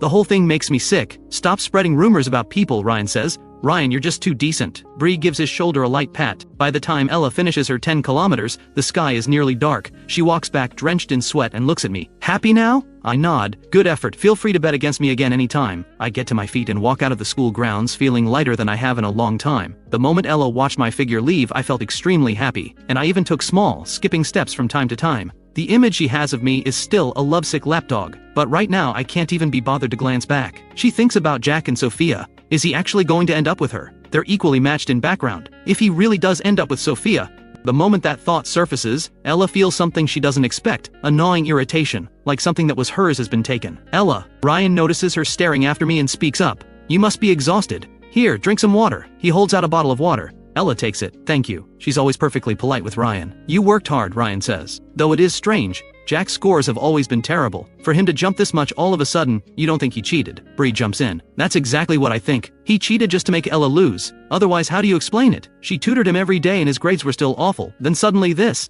Easy, Ryan says, giving Bree a look. You can't say things like that without proof. If he comes after you for it, don't expect sympathy. I'm going to tell the teacher tomorrow, Bree says. I take the car home, eager to share the news with Sophia. Making Ella admit defeat, Sophia deserves her share of the credit. But Auntie Chen tells me Sophia didn't come today. A small wave of disappointment. I change out of my school clothes and head to the dining room. Dad's been away lately. It's just me in the house. I call Sophia. Sophia is in the pool at home. The housekeeper approaches quietly. Miss, there's a call for you. The figure in the water doesn't seem to hear. The housekeeper adds, it's Jack. Sophia surfaces immediately. She steps lightly onto the poolside. The housekeeper is already there with a towel, wrapping it around her. Sophia answers. The cool composure on her face softens just slightly. Hello? Are you busy? Did I catch you at a bad time? I was just swimming. I heard you didn't come by today, so I thought I'd call. I smile as I say it. My results jumped. I made the top 200. You know what? Ella ran 10 kilometers today. The moment I saw her get put in her place, it felt so satisfying. Sophia moves over to the poolside chair and sits, listening patiently as I rattle on. After a while I ask, are you still there? Still here, congratulations. I hope I'm not bothering you. Not at all. I have time. You've been coming every day to tutor me. You must be tired. Take a couple of days off. I'll study on my own and message you if I get stuck. Alright? I don't hang up right away. You sound a little off. Did something happen? Do you need me to help with anything? The question catches her off guard. We're partners in this, aren't we? You've done so much for me, I want to do the same. Without her coaching, there's no way I'd have pulled off results like this. I can't just keep taking what she gives without offering something back. Especially when she doesn't need anything material from me. Sophia listens, and at the word partners, the corner of her mouth lifts despite herself. Okay, Jack. The next day I arrive at school, to find the homeroom teacher walking in with a heavy expression. She stands at the front of the room, visibly furious, the tension radiating off her in waves. Her eyes lock onto me. Jack, on your feet. I stand up, staring at the homeroom teacher in confusion. She says, someone has reported you for cheating on this month's exam. Do you have anything to say for yourself? The moment I hear the word cheating, I scan the room. Every eye in the class is on me. Bree sits right next to Ryan, wearing a smug, satisfied grin. The teacher continues, your score last month was terrible, yet this time you improved so drastically it's hard to make sense of. To be safe, we've decided to give you a different set of questions and have you retake the exam. Any objections? Retake the exam? I'm not happy about this at all. Bree can barely contain herself. She jumps up. See, I told you he cheated. If the score was really yours, what's there to be afraid of? Just retake it. She stares at me with that triumphant look, as if she's finally caught me red-handed. I find it almost laughable. You reported me without a shred of evidence. The burden of proof lies with the accuser. That means you need to provide evidence. Otherwise, this is slander. If everyone followed your lead and reported me every day, I'd be retaking exams non-stop. I might as well stop coming to school altogether. The moment I speak up, Ella looks over at me, visibly surprised. I used to be a pushover. Whenever someone came at me I could barely fight back, but this time the words come out sharp and clear. Is this really the same person she's known all this time? She knows me inside and out, yet right now I feel like a completely different person. Seeing me push back with solid reasoning, the teacher says, "It's understandable that people have doubts. Having you retake the exam is also a chance for you to prove your innocence. You don't want people whispering behind your back forever, do you?" The teacher isn't backing down. She clearly doesn't believe I earned that score on my own. I smile. "Of course I'll retake it, teacher. I just think it's completely absurd to be accused like this without any reason. We're classmates after all. I have no idea what Bree's motive is for coming after me like this, and if I score even higher next time, won't she just find something else to say? So since she chose to report me without a single piece of evidence, she should face some consequences. If I'm proven innocent, how about she gets expelled?" Expelled. The word makes the teacher hesitate. Is that going too far, she wonders. Bree's grades are better than mine, so naturally the teacher leans in her favor. But this kind of rumor spreading around, it does serious damage to me. What if the pressure becomes too much and I do something drastic? Wouldn't that be far worse? The moment I bring up the word drastic, the room tenses up instantly. I turn to Bree. "What's the matter? You were so sure I cheated, scared to bet on it." "Of course not," she snaps. My challenge hits a nerve and she takes the bait immediately. She turns to the teacher fuming. "I'm willing to put my future on the line. Everyone knows what Jack grades are like. I can say with absolute certainty, he cheated." My reluctance to retake the exam without a fight only convinces Bree even more that I have something to hide. She says to the teacher, "But if Jack is proven to have cheated, then he should be expelled too. I refuse to share a school with someone like him." Deal. I agree before the teacher can say a word. The teacher then announces, "Jack, come find me in the office after class." With that, she walks out. Bree watches me with pure anticipation, waiting for the show. Ella stares at me, stunned that I put expulsion on the table. She lowers her voice. "Jack, are you sure about this? If they decide you cheated, you're out of here. That's so much more embarrassing. If I were you, I'd go apologize to the teacher. A monthly exam isn't worth this. If you're sincere enough, I can even put in a good word for you. Besides, you wanted to beat me. You watched me run 10 kilometers already. I can let that go." She puts on this caring act, but I just look at her. She's been giving me the cold shoulder lately, acting distant and untouchable. And now she shows up here playing the concerned friend. I smile. "You think I cheated too, don't you? That's why you're standing here putting on this little performance. Instead of lecturing me, why don't you go talk to Bree? She's your boyfriend's best friend after all." Bree may be the one making noise, but Ryan is far from innocent. He just hides behind that gentle, harmless act of his. I'm not about to pretend none of this has anything to do with him. I knew exactly what kind of person Ryan was in my past life. I saw it all. Every time things got rough between Ella and me, he'd be right there taking shots from the sidelines, two-faced to the core. Ella meant well, but seeing me throw it back in her face,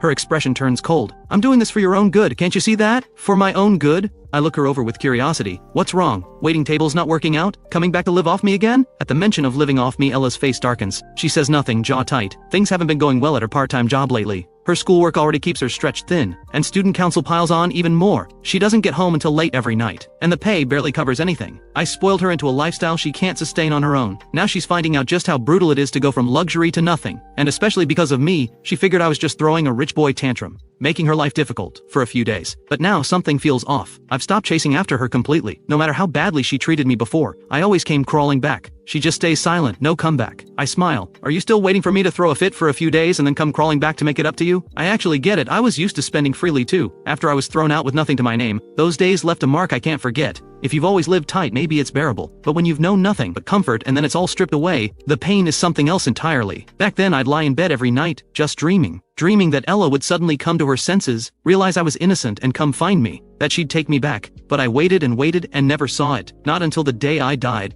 I believed in her, and all I got in return was news of her marrying someone else, and then, the truth that she had set me up all along. Ella's days aren't easy now either. I supported her for a long time after all. I don't need your pity, Ella says, pressing her lips together. If you still think I'm coming back to comfort you, you're dreaming. If you want me back, then beg. Maybe if I feel sorry enough for you, I'll be a little kinder, toss you some cash. I say it with a smile. Inside, I feel nothing but ice. It's not like I'd actually forgive her just because she begged, but I do want to see it. Ella on her knees, desperate. She's always been too proud. I can't stand that look on her face. She destroyed me in my past life. This time around, I'm not letting her off easy, so I'll give her just enough hope to keep her going. Not a chance, Ella says, cold. She turns away and doesn't look at me again. I'm in no rush. After class, I head to the teacher's office. Besides the homeroom teacher, the dean of students is there too, along with 2 other teachers from our year. They've prepared a new set of questions. When I finish, the teachers grade it together. The verdict is in. My score is genuinely strong, proof that I didn't cheat on the monthly exam. The teacher looks surprised. You clearly didn't cheat, but why were your grades so terrible before? I think back to how lost I was over Ella.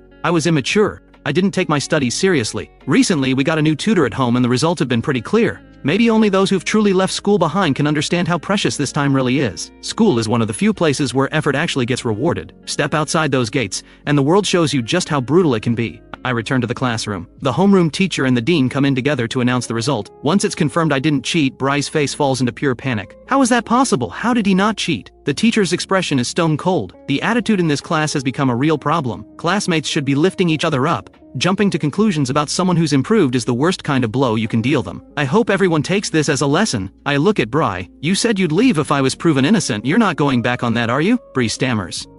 So you are backing out. Turns out some people really can't be taken at their word. In that case, don't make bets you can't keep. Jack, Ryan steps in, playing the peacemaker now that his friend is on the ropes. We're all classmates. There's no need to take it this far. Bree was looking out for you. She was worried you might go down the wrong path. She didn't mean any harm. Just give her another chance. The moment Ryan speaks, other students chime in. Yeah, expulsion is way too harsh. I smile, looking at all these faces so quick to have opinions that cost them nothing. They're genuinely deferring to Ryan. Whatever he says, goes. I turn to Ryan. You're so concerned about her, why don't you withdraw in her place?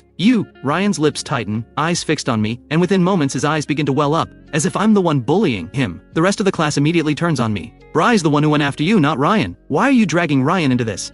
Ryan actually speaks up for you, you know. He treats every student the same. Everyone's against me now. I smile. Treats everyone the same? I wouldn't go that far. If it were me getting expelled today, would you have said a single word in my defense? Of course I would, Ryan says. I've always told people to be kinder to you. I can't stand his act. I turn to Bry. Fine, you don't have to leave, but we all know what your word is worth. So how about this? Run 20 kilometers instead. Bree stares at me, horrified. 20 kilometers? Is he trying to kill her? She has almost no athletic ability to speak of. If you can't do it, then pack your bags. I scoff and sit back down. Honestly, whether Bry stays or goes doesn't matter much to me. But if she faces no consequences, everyone will think I'm fair game. She has to pay something. Fine, I'll run, Bry snaps. Not just run, I say. While you're at it, you're going to shout your apology out loud. That you wrongly accused me, that I never cheated. Let the whole school know what you did. Isn't that going a bit too far? You're making her humiliate herself in front of the whole school. Compared to what she did to me, I'd say I'm being quite merciful. After class, Bree goes to run her 20 kilometers, the price of keeping her spot in school. She has no choice. I'm not going anywhere either. I sit on the steps right there watching every lap. I have no intention of letting her off the hook. Her stamina is nowhere near Ella's. She runs slowly, and having to shout her apology every lap makes it even harder. Before long, she's on the verge of collapsing. Ryan walks over to me. Jack, Bree knows she was wrong. Let it go this time. She's not like Ella. She doesn't have the stamina. 20 kilometers could kill her. So what you're saying is, if your rumors had driven me to something worse, that would have been my problem? But you're fine, Ryan says. You're not the type to do something like that. I look at Ryan.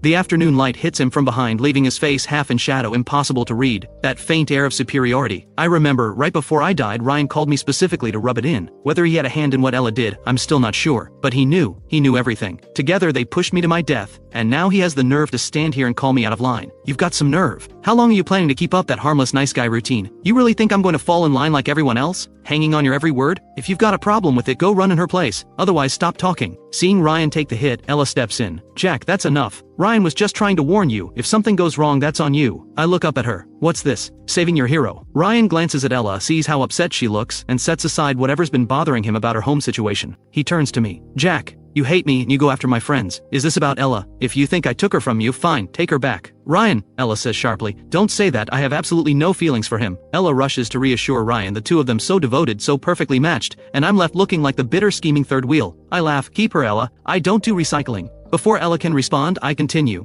As for me bullying Bry, the whole school knows she came after me first. What I'm doing now is practically generous. If she doesn't want to run, she can leave. I'm not stopping her. I used to care about being the good guy, keeping a clean image, never stepping on anyone. And where did that get me? I became the one getting stepped on. This time around, I'm living for myself. I couldn't care less what anyone thinks. Ella takes one look at me and gives up. She turns to Ryan. He's beyond help. If something happens to Bree, he'll regret it. Let's go. She grabs Ryan's arm and walks away. Bree's body gives out after just 10 kilometers. She collapses. Ella and Ryan call it in and rush her to the hospital. I follow. Ella looks at me with barely concealed satisfaction. Happy now? Absolutely. Why wouldn't I be? I pull out my phone and call the hospital director. I have the best doctors assigned to her case, and cover every cent of the medical bills myself. Ella and Ryan had been looking to use Bree's collapse against me. Now they have nothing to say. Ryan stays in the room, watching Bree as she stirs awake. You okay? Bree opens her eyes. Ryan. He gently pats her shoulder. How are you feeling? Everything hurts, Bree says, laying it on thick. I'm leaning against the wall, casually sipping a carton of yogurt. The specialist just checked you out. You're perfectly fine. Your stamina is just terrible. The doctors recommend more exercise.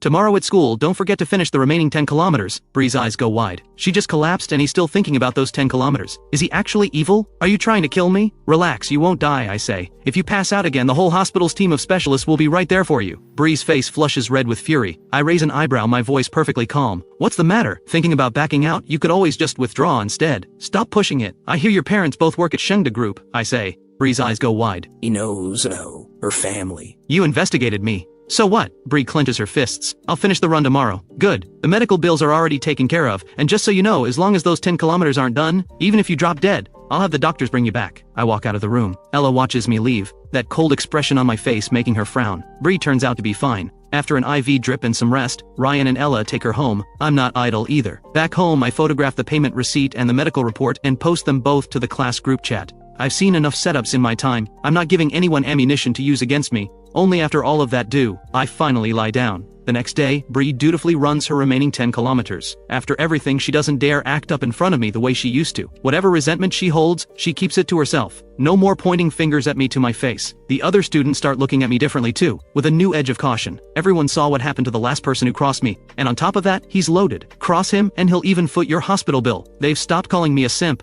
stopped bringing up my grades, but behind my back, they're still whispering about me being kept by an older woman. Someone even posted it to the school forum, photo included, and no one knows who. By the time I see it, the replies are piling up. They won't come at me directly anymore. The internet is their only cover. Hidden behind a screen, no one knows who's who. Monday afternoon. I've just walked out of school when I spot two pretty girls standing at the gate. Their uniforms, Yangchuan High. Sophia wears the same uniform, so I recognize it immediately. Some guy nearby can't help himself. They're gorgeous. That's Lily. She's on Yangchuan's tennis team. I used to only have eyes for Ella. Everyone else barely registered. I'd heard Lily's name before, but I had no mental image of her. Looking at her now, I can see she's got a great figure. But as for beautiful, she's nowhere close to Sophia. I honestly don't know what was wrong with me in my past life, turning down Sophia like that. Looking at Sophia now, I realize just how stunning she really is. Put her next to anyone and she still comes out on top. My driver is already waiting at the gate. I'm heading over when Lily steps right into my path. You're Jack, right? She looks me over with undisguised curiosity. I say flatly, who are you? I don't think we've met. Lily's lips curl into a smile. You're that high school boy being kept by an older woman, right? You've been all over the school forum lately. Words made it all the way to our school. Of course, people are also saying I'm not someone to mess with. The story of me dealing with Bree has apparently been retold in vivid detail. Someone bringing it up to my face like this. I find that kind of interesting, actually.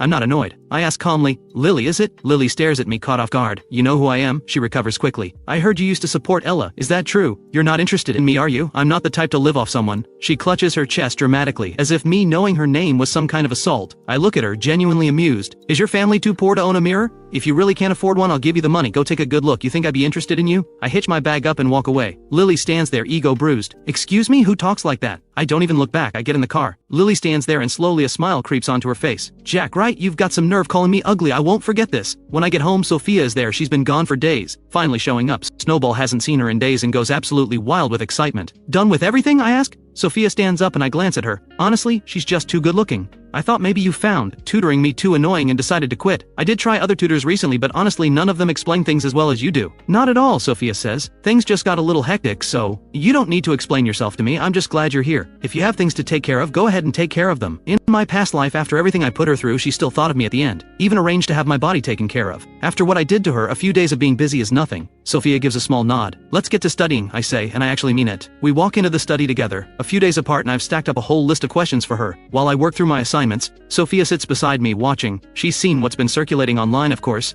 She'd been a little worried, wondering if I was taking it hard. But seeing me now, she can tell I'm holding up fine. The words of concern she'd prepared stay unspoken. Sophia's phone buzzes. She flips it over and glances at it. A message from Lily. Sophia, you're definitely coming to the tennis match on Thursday, right? Sophia already promised, but Lily always worries she'll change her mind. Sophia tends to do things on a whim. Sophia types back a single word. Yeah. After the session, Sophia says, I'll be at your school this week. I look up surprised. There's a tennis match. It's being held at Minghua's courts. Then I'll be there to cheer you on, I say. Sophia gives a small nod. She thinks back to every time she'd seen me before. I was always trailing after Ella, eyes for no one else. Maybe she never once crossed my mind. But now, hearing me say I'll come cheer for her, the faintest trace of a smile touches the corner of Sophia's mouth. The match is Thursday afternoon. Before it even starts, the school is already buzzing. Yangchuan's girls' tennis team is seriously strong, people whisper. Lily came to our school. She's so pretty. Please. She's nowhere near our campus queen. Ella is the whole package, looks and grades. Ella's grades are top tier. Her tennis game is strong and she's easy on the eyes. Naturally, she has no shortage of admirers. Ryan has been in a foul mood lately. What I said about Ella's father being a gambling addict keeps getting under his skin. He's seen that type before. I have my nose in my book tuning them all out. Back in the day, if Ella had a match, I would have been the first one rallying people to cheer for her. Looking back now, it seems ridiculous, and with everyone talking about me and an older woman, the others are busy rallying for Ella. No one even bothers to include me. But someone brings up, I heard Sophia is at Yongchuan too. Do you think she'll come?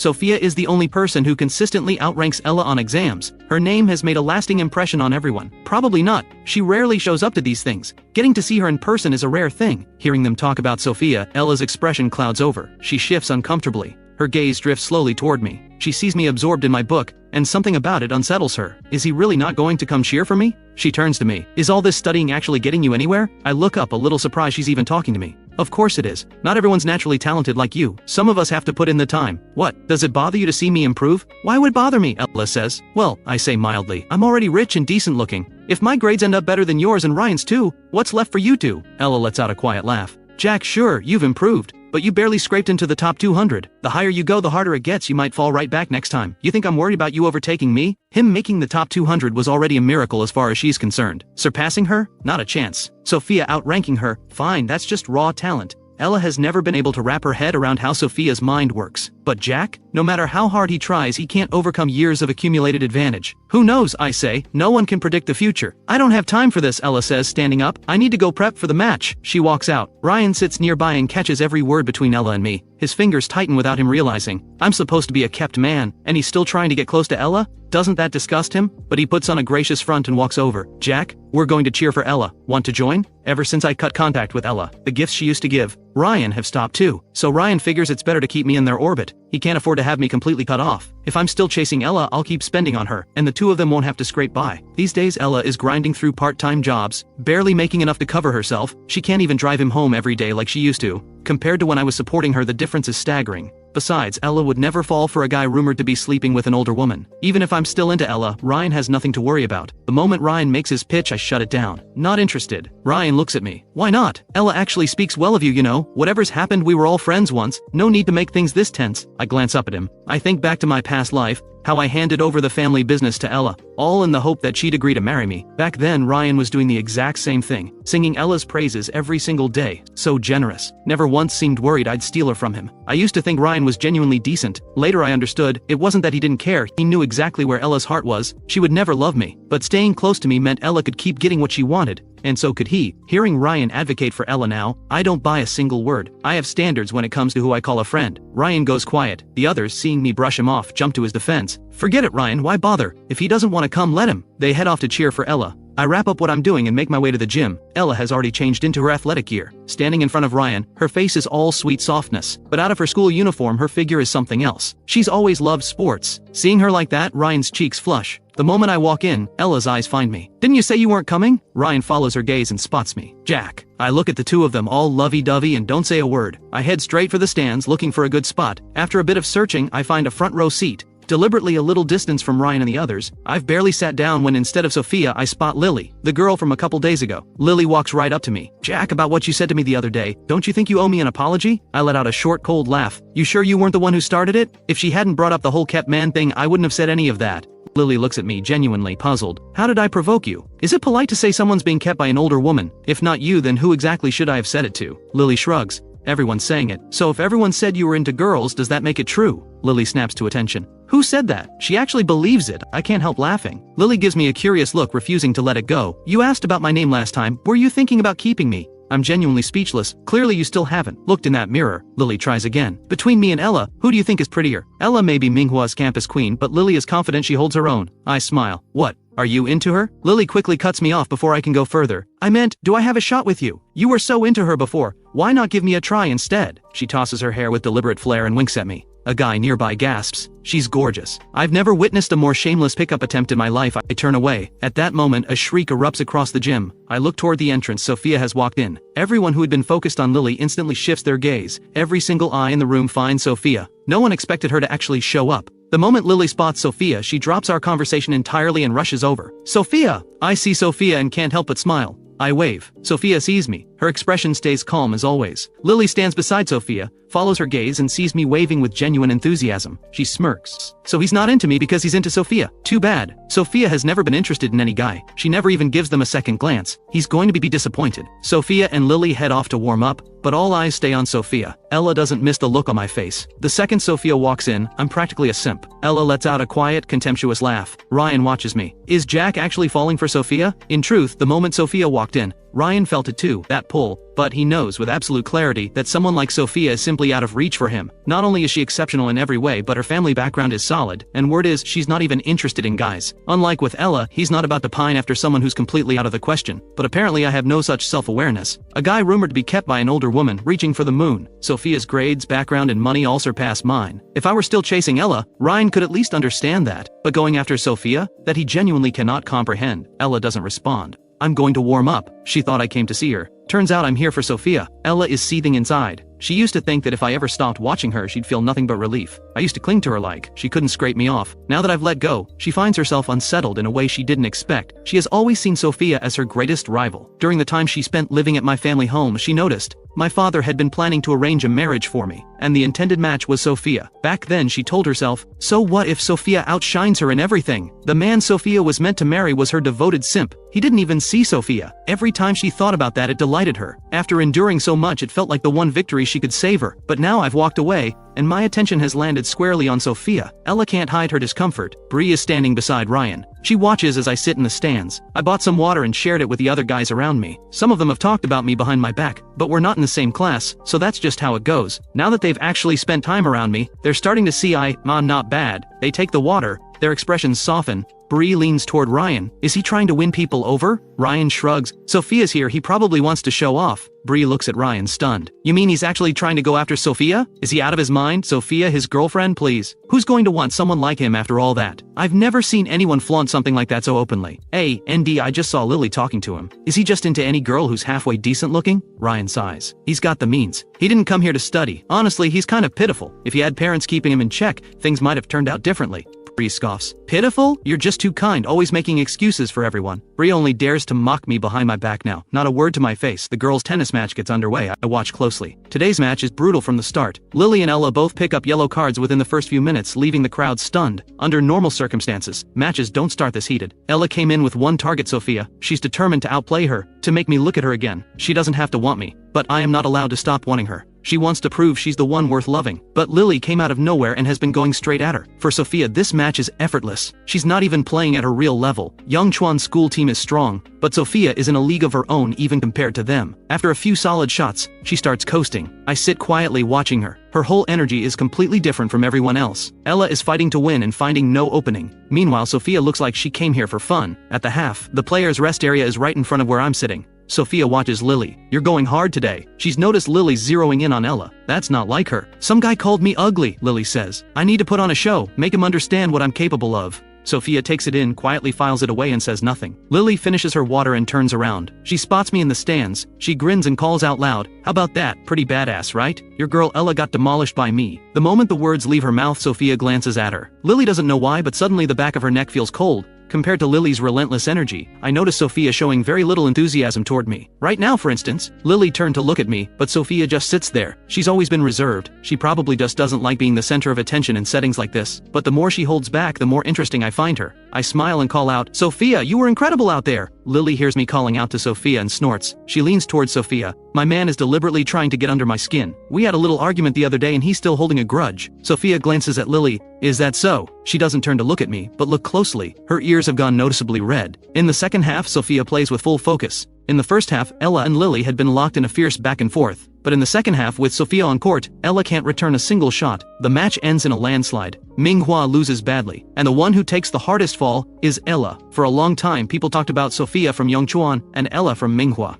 In the same breath, the general consensus had drifted toward them being roughly equal. Today's match settles it. In every way that matters, Ella cannot compete with Sophia. Every time Sophia scores, I lose it. I can barely stay in my seat. Before, I never paid Sophia any real attention. I had no idea what she was actually capable of. Looking back now, I really was blind. Ryan and Bree had rallied their people to cheer for Ella. Now they sit in silence, nothing left to say. My section is packed with Sophia's fans. Everyone around me is ecstatic. And me, I'm the most worked up of all. Eyes locked on Sophia, I'm practically squealing under my breath. Bree mutters, does he even remember which school he goes to? Thank God Sophia wouldn't look at him twice, otherwise it'd be physically disgusting. The words are barely out of Bree's mouth when Sophia, just off the court, walks toward the stands and stops right in front of me. As she approaches, the guys around me are all reacting. I look at her. You were amazing. Sophia says, water. Her voice is like a gentle breeze, soft and smooth. I never imagined one person could be this exceptional in every way, and have a voice like that on top of it all. The guy closest to her quickly holds out a bottle, but Sophia doesn't take it. She looks at me. I pick up a bottle and hold it out to her. You really were incredible. My voice comes out soft. Those few simple words are enough to make the corner of Sophia's mouth lift.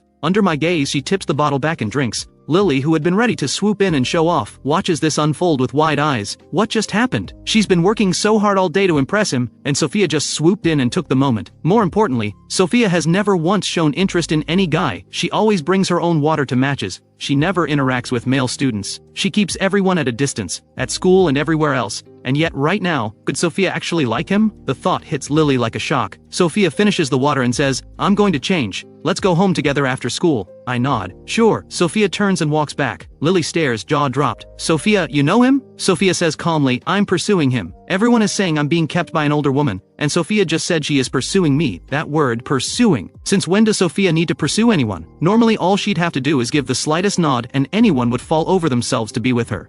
Noticing Lily staring, Sophia asks, what? Got a problem with that? Lily doesn't dare have a problem. She just never imagined I was the one Sophia had her eye on. She's been flirting with me all day, and it turns out she was flirting with Sophia's person. Thinking back to everything she said in front of Sophia earlier, Lily wants to slap herself. She scrambles to apologize. I swear I didn't know. If I had, there's no way I would have acted like that toward him, not toward your guy. Sophia's expression stays completely composed. It's fine. He wasn't interested in you anyway. Lily genuinely wants to say, was that necessary? Seeing Sophia completely serious, Lily asks, so where exactly do things stand between you two? Sophia answers, he hasn't fallen for me yet. She's my tutor, yes. But Sophia suspects I haven't truly fallen for her. I used to like Ella. Maybe Sophia is just someone I'm using to get under Ella's skin, but if she can be useful to me in some way, she's fine with that. Being by my side is already enough to make her happy. Lily takes in what Sophia said, and glances back at me in the stands. I'm standing there, looking her way. All that cheering I did, Lily thought I was just a simp for Sophia. Turns out Sophia is the one doing the chasing. The two people at the center of it all are completely calm. Everyone else is losing their minds over what they just overheard. The group chat explodes. Does Sophia actually have feelings for Jack? Not long ago I was Ella's simp. She didn't even see me. I ran errands for her like a servant, day after day. And now the person who outclasses Ella in every way has gotten herself tied to me. Ella comes out of the locker room, changed and dark. She lost the match. And the one who beat her didn't just win, she crushed her. Ryan and Bree trail behind, wanting to say something comforting, but they can't find the words. They're just as deflated. A moment ago they were certain someone like Sophia could never be interested in me. Then they watched her walk straight up to me herself. Bree says, is Sophia blind? How could she possibly be interested in him? Does she not know who Jack is? Ryan's expression is stone. He used to tell himself, no matter what I did, Ella would always choose him. But seeing Sophia connect with me today, pushes him to the edge. Why someone like me, already rich, is now somehow within reach of someone like Sophia. Maybe they just didn't try hard enough. If they had gone to cheer for Sophia today, maybe things would be different. I walk out of the gym. The guys who were sitting with me earlier look over. Jack, you know Sophia. I give a casual nod. Are you two together? They were close enough to see it. The way Sophia looked at me was unmistakable. They can't help wondering. No, I say, we're just engaged. I'm warm towards Sophia, sure, but that's largely because of what I lived through before. This time around, I genuinely don't know what she thinks of me beyond the engagement. After what happened with Ella, I don't dare assume. I'm not about to become anyone's simp again. Seeing their curious faces, I add, our families know each other. That's all. They look at me. So your family actually is wealthy. We thought, I don't dodge it, that I was being kept by an older woman. A few of them look guilty. That's what the post said. Someone was picking me up from school. I laugh. Think what you want. It doesn't bother me. It's not true, and frankly the whole thing is just funny, like I need someone to support me. I wave goodbye to the guys from the other classes and head back to my classroom. I walk in and everyone stares. I'm used to it by now. I sit down quietly. The girl at the desk in front turns and stares straight at me, her tone dripping with passive aggression. We lost the match and you look perfectly happy about it. She and Ella are on the same team. I smile. You lost the match, I didn't. Why wouldn't I be happy? Getting noticed by Sophia, you must feel pretty special, she says. I let out a quiet laugh. What's wrong? Upset she didn't notice you. That shuts her up. She turns back around fuming. A little while later, Ella comes back with Ryan and Bri. Ella drops into her seat. I glance at her. I can sense it. Ella's anger is reaching a boiling point. She's always like this after losing to Sophia. I used to rally behind her, sharing her frustration. Now I just find it funny. Ella's gaze lands on me. She sees me smile, and her eyes go colder. Why are you looking at me? I say. Your skills weren't good enough. That's not my fault. Ella stares back at me. She lost, and instead of even a word of comfort I'm sitting here mocking her. It gets under her skin. Every time she lost to Sophia before, I'd buy her things, bring her gifts, coax her out of her mood, tell her she was better than Sophia in every way. Now I'm the one making it worse. The bell rings. I pack up quickly, stand, and walk out. Seeing me leave, Ella stands too. She grabs her things and follows. She moves fast. Ryan can't keep up. I've barely reached the stairwell when Ella is right behind me, grabbing my arm. I turn and look at her. What are you doing, Ella? Ella stares at me, eyes red. I stop. She holds herself together barely. Are you really planning to be with Sophia? The question catches me off guard. She never used to care about things like this. What's going on with her? The way she's looking at me, like I'm the one who let her down. I reach to remove her hand from my wrist, but she's gripping tight. I can't help but laugh. Wasn't I the one you found suffocating? You told me every day I spent chasing you felt like a nightmare to you. Those were her exact words. Right before I died. I didn't know until she said it. All that love I poured into her, it disgusted her. Turns out giving someone everything you have doesn't make it precious. To them, it was just a burden.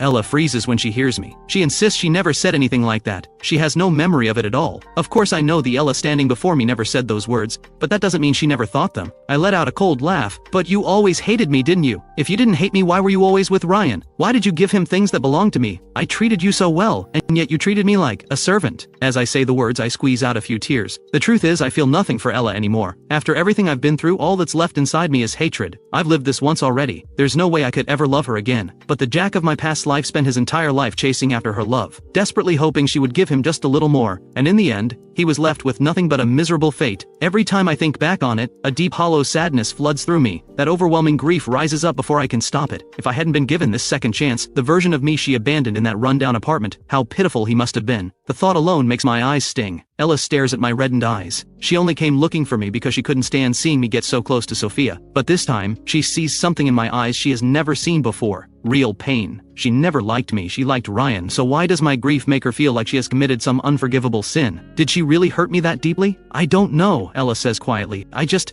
don't want to talk about feelings. Even now she's still making excuses. I reach up and wipe my tears away. I know, you just don't want anything with me. You and Ryan are the ones who are perfectly matched, right? So whether I'm with Sophia or Lily, that's none of your business, is it? She wants to say something more. My reaction has clearly stirred a guilt she wasn't expecting. While we're still facing each other, Ryan and Bri have already appeared. Ryan stands at the top of the staircase looking down at me and Ella. He stares at us, visibly surprised. From where he stands, we're standing very close together, and Ella still has her hand wrapped around mine. The moment Ryan appears, something clicks in Ella's mind and she quickly lets go. I watch her instinctive reaction and give a bitter smile. Of course, seeing me with Sophia must have rattled her. After all, her cash cow just walked away. But Ryan will always be the one who matters most to her, and I'm just dying to watch things get messy between them. I lower my head and say, so please don't come looking for me in private. I wouldn't want Ryan to get the wrong idea. Without waiting for a response, I turn and head downstairs. The moment I reach the bottom of the stairs, those glassy, tearful eyes are wiped completely clean. I have absolutely no reason to cry over a snake like her. That little performance upstairs? Just me having a bit of fun. She deceived me so thoroughly in my past life. This time around, I won't let her off so easily. When she's at her lowest, I'll always leave her just a flicker of hope.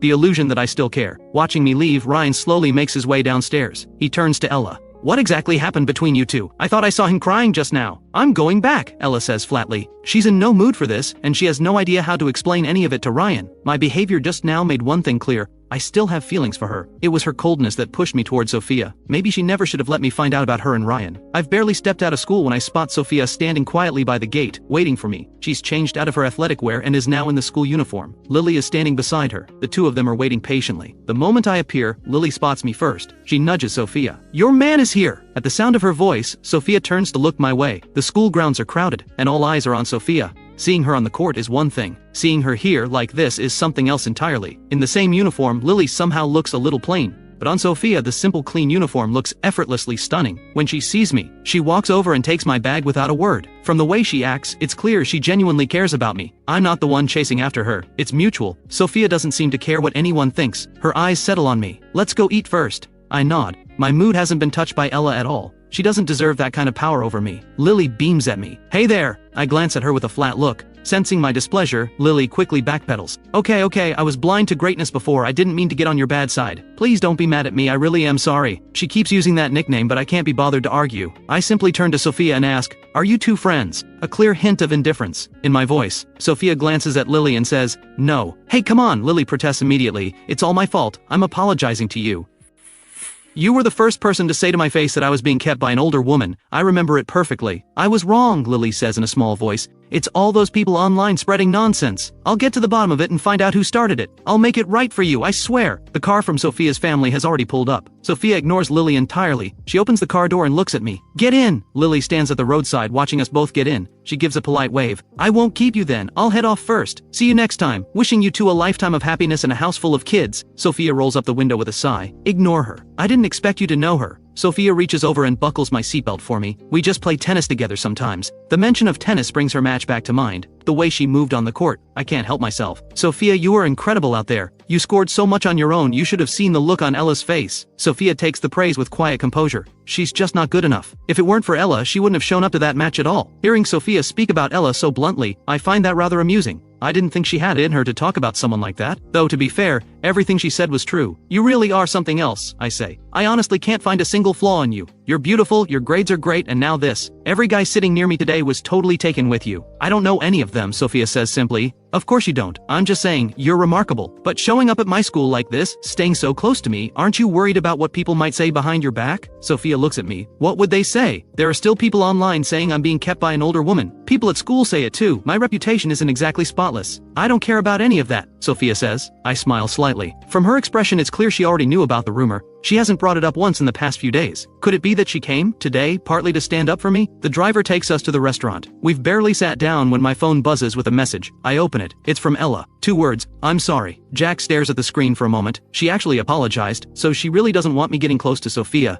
Maybe that's just human nature. No matter how much she looked down on me, the moment I stop chasing her and turn to someone else, she panics. What do you feel like eating? Sophia asks. Anything works for me, you pick first. Sophia orders a few dishes, then remembers Jack likes spicy food and adds a few more for him. They've been having dinner together most evenings lately. Sophia knows him well by now. Uncle Owen still hasn't been back recently. He's been really busy, I say with a sigh. The topic weighs on Jack. In his past life, his father died in a car accident just before his college entrance exams. These days he's focused on pushing his grades up, and the time he gets to spend with his father is scarce. His father has always been this way. Even when Jack wanted more time with him, there was never enough to spare. But Jack has a plan. When the time comes, he'll find a way to keep his father from leaving that day. That should be enough to stop the accident. Sophia watches Jack chew quietly, his eyes fixed on the table, clearly lost in thought. She's noticed he drifts like this sometimes. Her instincts tell her there's something he's keeping hidden, but if he doesn't want to share, she won't push. Ella returns home to find her father Steve back, the same man who has spent the last stretch of time gambling. He's waiting in her room. When he sees her walk in, his expression is cold. How are things going with Jack lately? Nothing's going on.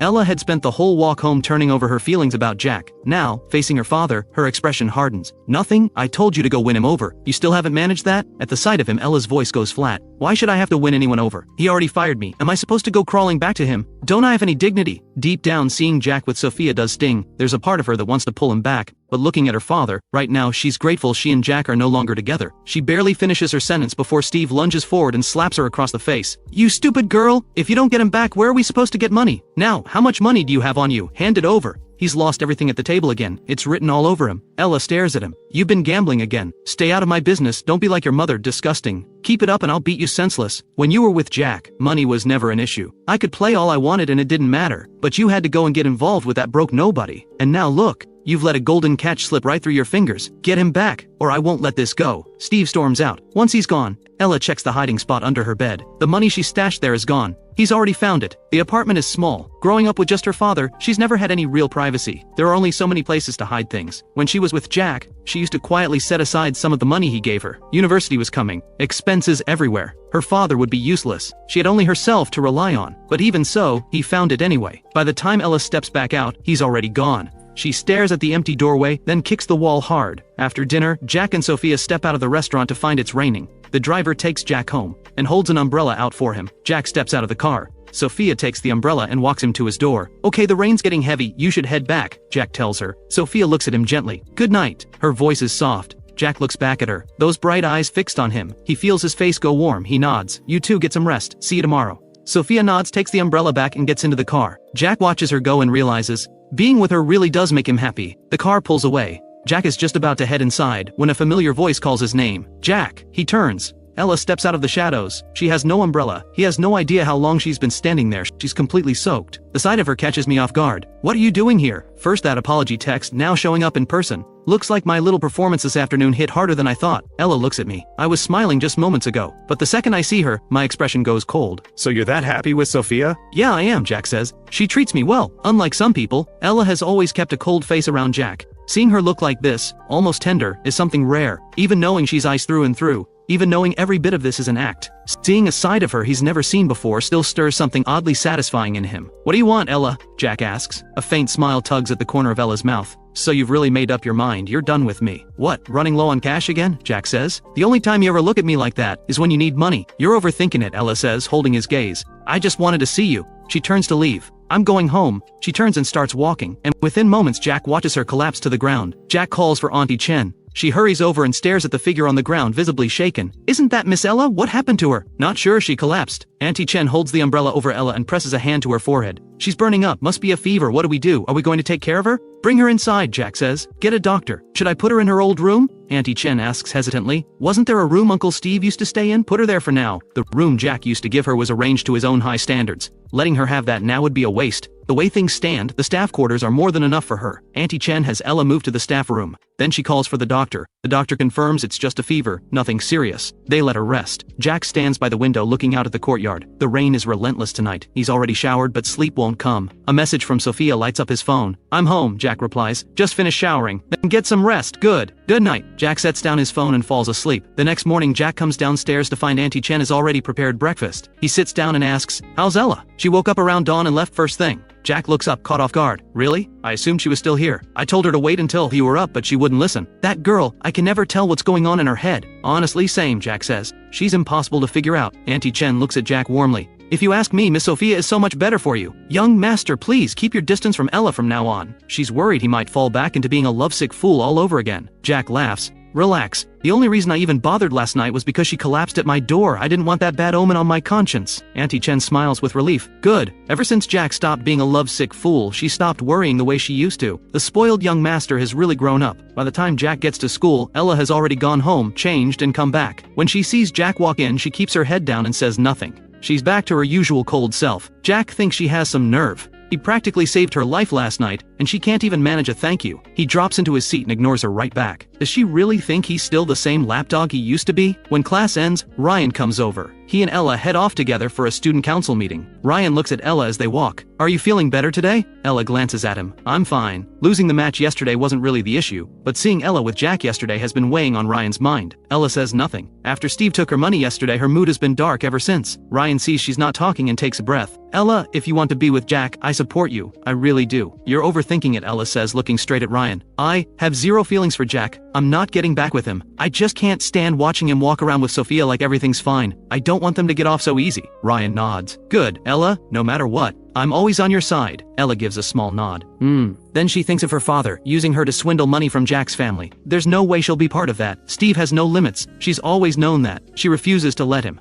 turn her into his tool. That's why she left Jack's house the moment she came to her senses this morning. She wants nothing more to do with him. In the days that follow, Ella spends all her time with Ryan. She stops hovering around Jack entirely. Jack doesn't spare them a second thought. He focuses on his classes every day. In his free time, he browses property listings and buys tie. Prices are still low now. Later, they'll skyrocket. One afternoon, Jack leaves school a little later than usual. He stayed behind to finish some homework. By the time he steps out, the school gate is nearly empty. "Young Master Jack!" The moment he steps outside, someone calls out to him. He looks up and sees Steve. "Uncle Steve," Jack says. "Here to see Ella?" Steve looks at me. "Yeah, just checking on her. That rotten girl, I've been giving her an earful lately. It's her own fault. She just had to go after that Ryan kid. No sense of what's good for her. Don't be too hard on her," Steve says. "I'm not angry," Jack replies. Jack takes in Steve's disheveled appearance and frowns slightly. Just then, Ella and Ryan come out of the school. Seeing Jack and Steve together, Ella can't help herself. "What are you two doing here? Last time Steve took her money, he disappeared for days. Now he's back, which means he's broke again." Steve shoots her a dismissive look. "I'm talking to my son-in-law, none of your business, get lost." Ella turns her sharp gaze on Jack. "And you, why are you still standing there? What, do you actually want to be his son-in-law?" Take a look in the mirror first. Get out of here." She lets loose at Jack without holding back. Jack already knows she's never been warm to him, but even so, the force of it catches him off guard. He stares at her. This woman, every single time.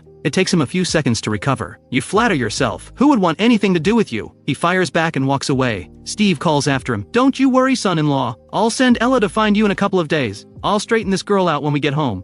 He tries to follow Jack, but Ella steps in front of him and blocks his path. Steve seethes. He glares at her. "What do you think you're doing? You won't make an effort yourself and now you're stopping me too? We finally had him right here and you drove him off. Can't you do anything right?" Jack is already in the car. He watches through the window as Ella blocks Steve, her face tight. Stop coming to my school. I'll come whenever I want, Steve snaps. Where's the money? You don't know how to make money? I don't have any, Ella says. You took it all last time. That was my university fund. So what have you been doing about it? The question set Steve off. Back when Ella had Jack wrapped around her finger, he had no complaints whatsoever. He didn't care that she was spending every day with Ryan, because Jack didn't seem to mind either. But now things are different. Jack has cut Ella off because of Ryan. Steve can no longer afford to let things slide. This is my problem to handle, Ella says. Go home, I have a shift to get to. A shift, a shift. Steve throws up his hands. That's all you know.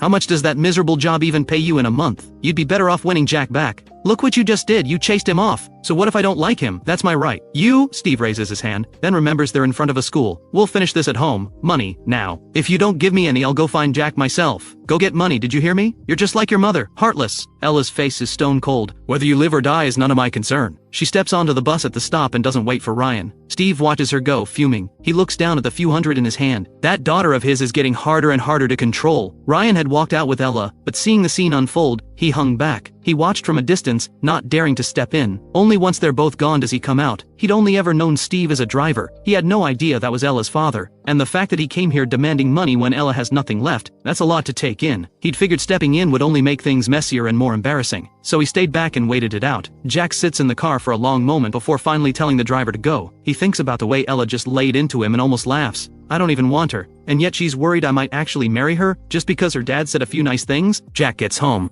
Auntie Chen beams at him. Welcome back, young master. Jack gives a quiet, Who upset you? Auntie Chen asks. She picks up on his mood immediately. Nothing. Just a bad omen of a person. When Sophia gets here, send her up to the study. Sophia has been arriving later than usual lately. Jack isn't sure what's keeping her. He's barely gone upstairs when Sophia arrives. The young master seems a bit off today. Sophia frowns. What happened? Auntie Chen shakes her head. He didn't say, but it's got to be something to do with Ella. She's the only one who makes him shut down like that. Sophia heads upstairs and opens the study door. She finds Jack at his computer watching this year's most popular holiday comedy sketch. He's watching intently and laughing genuinely. Sophia walks over and settles into the empty seat beside him. Jack glances at her. You're here. Sophia meets his eyes.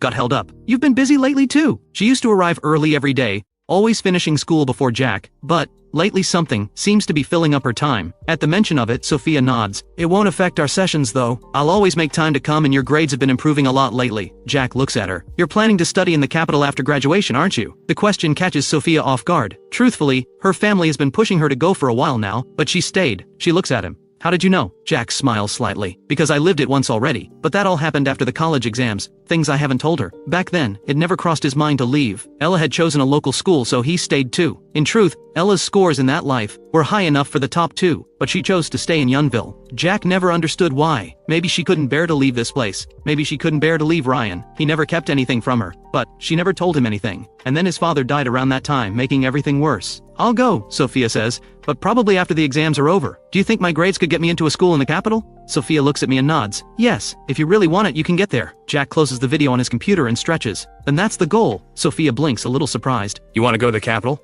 I just want to give it everything I've got, Jack says. I've been given a second chance. Might as well aim high. If you don't even dare to dream it, no amount of luck in the world will make it fall into your lap. Sophia watches him, that familiar confidence back in his eyes. Feeling better? Ella got under my skin, Jack admits, and gives her a quick rundown of what happened at the school gate. Isn't that ridiculous? I never said anything about marrying her. She acted like I was going to drag her to the altar, and then she goes off on me like that. Unbelievable. She likes Ryan. Fine. Nobody's desperate for her. It's my own fault. I was blind before. I made her think she mattered that much. Sophia looks at him and says softly, Our Jack is the best. Way too good for someone like her. Jack hears the words and looks over at her, only to find her gazing straight at him with quiet sincerity. His face goes warm before he can stop it. Good grief. He thought his heart had died somewhere in his past life. But when Sophia speaks to him like this, something impossibly shy stirs inside him. It takes him a long moment to collect himself. Do you talk to everyone like that? No, Sophia says. I don't say things like that casually. So that means I'm different to you. Sophia stiffens slightly at that. She looks away and puts on a very serious expression. I made a promise to Uncle Owen to take good care of you. The moment she brings up his father, Jack deflates a little. She really is too obedient for her own good. If your family told you to be with someone else in the future, would you just go along with that too? Sophia turns to look at Jack. Her expression is hard to read. Seeing the question land somewhere deep, Jack waves it off. Forget it, I was just joking. Don't take it so seriously, you make me feel like I'm picking on you. Jack gets the sense that Sophia might not actually have feelings for him. Sophia, is there someone you like? Sophia blinks, thrown by the question. Why are you asking that? Just curious, Jack says. Your arrangement with my dad is your business, but you must have your own feelings about things. If there's someone you actually like, don't force yourself to stay. Sophia looks at Jack for a long moment before she speaks. We've been spending every day together lately. Are you getting tired of me? There's a flicker of hurt in her eyes. Jack gets to his feet. I'm going to head home. That's not what I meant at all. I wasn't trying to push you away. Hey, Sophia, come on, don't be like this. But she's already gone. Auntie Chen sees her coming downstairs. Miss Sophia? I'm heading out, Sophia says, her expression tight. Of course, take care, Auntie Chen replies. Jack comes downstairs to find Sophia already gone. Auntie Chen looks at him. What happened? She's upset again, Jack mutters. I was just making conversation. How does she manage to take offense at everything? She's so sensitive. Just as Jack moves to go after her, Auntie Chen stops him. The people from the property company said they'd be coming by shortly. Jack remembers. He's been in the middle of some property deals. He reins himself in and stays to handle business first. When Ella gets home after her shift, Steve is still there. Any other time, he would have left by now. But he's come back with nothing, ransacked the apartment for money and found none, and is now sitting there smoking. When he sees Ella walk in, Steve says, "Worked all night and brought home what? A few pennies? If you give me $1,000 a month, that's already impressive. Still not worth a fingernail clipping compared to what Jack could give. Whatever I earn it myself," Ella says. And what does effort get you? You couldn't earn in a lifetime what Jack used to hand you. Don't get full of yourself just because you work hard. This world runs on money and connections, nothing else. Remember when you lived at Jack's place? The life we had then. Look at us now. I'm not doing it, Ella says. And aren't you afraid of getting labeled a scammer and hauled off one day? You'll ruin your own life. Just don't drag me down with you. Ella turns to face him. You talk about family money and status. So why haven't you as a father done anything to build that? Steve sputters, caught off guard. Then he recovers. I had bad luck, all right. And your mother, useless woman, sick all the time. That's what dragged me down. That's why I pushed you toward Jack. What does Ryan have to offer? You'd marry him and spend your life scraping by. The Jack family is loaded. And that boy was crazy about you. A little sweetness from you and he'd have been putty in your hands. I don't like him, Ella says. And I won't be with someone I don't like. Like him? What's liking someone worth? I'm not asking you to fall in love. I'm asking you to get his money. What's the problem? I won't do it. When she thinks about Jack, she knows they were never meant to live in the same world. She simply refuses to walk that path with him. She can't deny that life was simpler when he was around. But seeing her father gloat like this makes her sick. He drove her mother away. He mistreated her all her life, and now he wants to ride her coattails. All he does is gamble. A man like this, he deserves nothing. Steve snorts. If I hadn't given you those looks of yours, do you think anyone would even glance your way? And sure, your grades are good, but mine weren't bad either back in the day. Owen isn't anything special. His test scores back then weren't even as good as mine. He only got where he is because his family had money. Ella's expression goes stone cold. She walks straight into her room and shuts the door. Steve stands outside ranting for a good while. Ella rolls up some tissue and plugs her ears. The next morning at school, Jack sees Ella walk in. There's a visible mark on her face. Jack stares. What happened to her? Did someone hit her? He thinks back to yesterday's scene with Steve. Did he actually beat her when she got home? Ella takes her seat. Everyone who notices goes quiet. Ryan sees her too. The sight of the injury visibly shocks him. Ella sits down without a word. Jack watches her. This stubborn as a mule, perpetually unlucky girl. He can't help himself. Did your dad hit you? Ella turns to look at Jack, her face cold. What, you want to help me again? Fine, give me a few million then. He's racked up a mountain of gambling debts. A few million from you and I'll date you, how's that? When she speaks, her eyes are full of mockery, as if she's mocking me for my stupidity. It's the kind of look that makes your blood boil. I was just asking a simple question, Jack says. And you jump straight to millions, and dating me on top of it. What kind of logic is that? Then stay out of my business. Ella looks away, head down. The truth is, it wasn't her father who hit her. Debt collectors showed up at the house early this morning, looking for Steve, and Ella got caught in the middle. They warned her to get the money sorted. When she lived at Jack's, none of this would ever have reached her. Her father had a decent salary back then, and Jack's money kept coming in.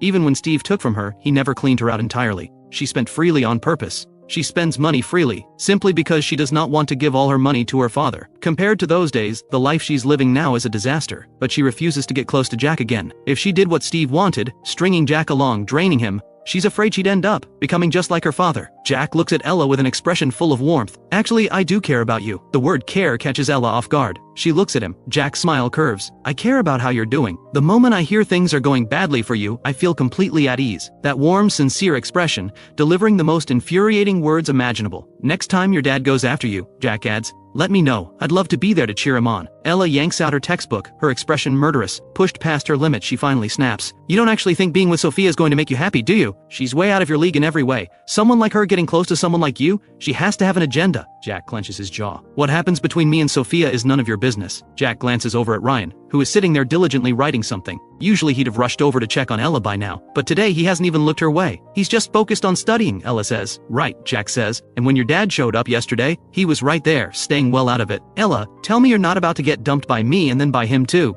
Ryan has always been sharp. He never lets himself get pulled into anything that could hurt him. Ella may have everything going for her, but Ryan must have serious reservations about that gambling father of hers. In the past life, the reason their love story worked at all was because the Jack family was quietly carrying the weight for both of them. Back then, Ella had access to unlimited funds to manage her father. Now that Jack has cut ties, the cracks in Ella's life are showing. In that other life, something like this would never have happened to Ella. Jack had taken care of everything before it could. Now, Jack's words leave Ella with nowhere comfortable to look. Just as Jack predicted, Ryan doesn't come to find her after class. He seems busy. Bry comes over and takes one look at Ella. "Hey, what happened to your face? Did you get into a fight? She's a model student." This kind of thing seems out of character. Ella just says, "It's nothing." Bree glances at Jack, then back at Ella. "Should we report it to someone? Do you need help?" "No." Jack watches Bree fuss over Ella and wonders aloud, "What's Ryan so busy with?" Bree glances back at Ryan and tells me, "Ryan's been working on a speech the teacher assigned." "Why?" "Ah," I say flatly. "Busy then." Meanwhile, Ella's sitting here injured and he hasn't even looked over. Bree bristles. "That's between the two of them. They know what they're doing." "What do you mean by that?" "Ryan cares more about Ella than anyone. He's the most devoted person to her there is. They're even planning to apply to the same university. Not that you'd manage that. No matter how much money your family has, you can't buy your way into the college entrance exam." As Bry talks, Ryan sits nearby listening, desperately wishing he could clap a hand over her mouth. He's been trying so hard to stay invisible, and here's Bry blabbering on and drawing every bit of attention right back to him. I turn to Ella. "Which school are you planning to apply to?" In the past life, both Ella and Ryan ended up at Yountville University. But Jack has always been curious. Why did Ella settle for that when she could have gone to the top two? Back then he assumed it was because of Ryan. Ella looks at him. "Why do you want to know?" "Just curious," Jack says with a grin. "I figured if I knew where you two were going, maybe I'd apply there too. It'd be nice to all be at the same school, right? And I'd get to see firsthand whether you two really are built to last." "Are you serious?" Bree cuts in. "Your grades are nowhere near theirs. You really think you can keep up? Sure, you've improved, but you're not even in the top 10 in our class. You think you can get into the same school as them?" Ella seems to share the sentiment. She looks at him almost dryly. "We're going for the top two. Come along if you can."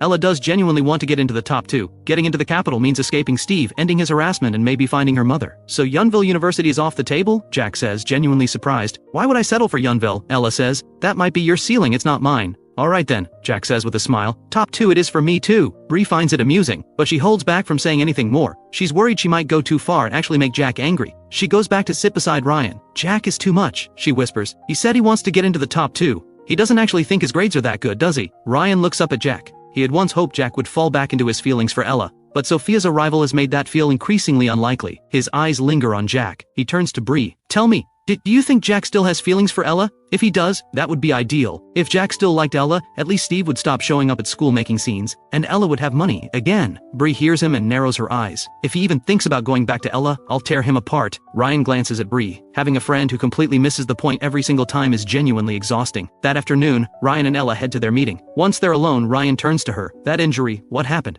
Did your dad do that?" "No," Ella says. "Some people came looking for my dad. There was a confrontation." "Money?" Ryan had seen enough yesterday to piece it together. Ella nods. "Yes." Ryan looks at her and takes a breath, working up the nerve to say what's been on his mind. "Ella, this can't keep going. Have you thought about going to Jack for help?" "What kind of help?" Ella looks at him confused. "Didn't you used to tutor him? Maybe you could go back to doing that." "We weren't exactly kind to him before, I'll admit, but he's still a wealthy young master. We should be a little warmer to him. He probably wouldn't mind having one more tutor." "No," Ella says firmly. "I don't want that. She was already let go by Jack. She's not gonna go begging. She may be broke, but she still has her pride." "What's wrong with it?" Ryan says. "You'd just be tutoring him for money. You'd earn more than that cafe job pays you. And you'd have a way to deal with your dad's situation." Something about being pushed toward Jack by Ryan sits wrong with Ella. "You'd really be okay with me tutoring him?" Ryan smiles. "Why would I be upset? You don't have feelings for him. And for Jack, getting to spend money on you is probably the highlight of his day. Everyone at school knows he's close to Sophia now," Ella says. "If I go back to him now, what does that look like? I won't do things I don't want to do just for money." Ryan pushes back. "Sophia will find out about the rumor sooner or later. When she does, she'll want nothing to do with him. You just be reaching out as a friend, that's perfectly normal. And honestly, you don't want to watch him crash and burn with Sophia, do you?" Ella stays quiet. She does agree on this point. Sophia is impressive in every way, but this is an arranged relationship. Sophia probably doesn't genuinely care for Jack. Seeing her silence, Ryan presses on carefully. "If you don't know how to bring it up, I'll go talk to Jack myself. I'll ask him to take you back as his tutor. Trust me, I can make it work. Ella, whatever happens, you have to finish high school. The way things are going with your dad, I'm not even sure you'll make it to graduation." Ella looks at Ryan, but she still feels uneasy about it. She feels something close to anger rising. "Do you think I can't survive without Jack?" "That's not what I meant," Ryan says. "Jack is only acting this way to get a reaction from me, but I'm not going to lower myself for him. And with my dad in this state, if I go to Jack and drag him into it, what kind of person does that make me?" Without waiting for a response, Ella walks straight into the meeting room. After PE class that afternoon, Jack breaks away from the group and rests in the shade of a tree. Ryan strolls over. "Why are you all by yourself?" he asks with a well-meaning tone. Jack glances up. One look and he can tell Ryan wants something. "What, do you think I have other friends here?" Ever since his falling out with Ryan and Ella, nobody else has been willing to get close to him. He doesn't have their charm. Both of them are popular, well-liked wherever they go, but Jack doesn't mind. If he actually cared about being shut out like this, he'd have lost his mind by now. Ryan sits beside Jack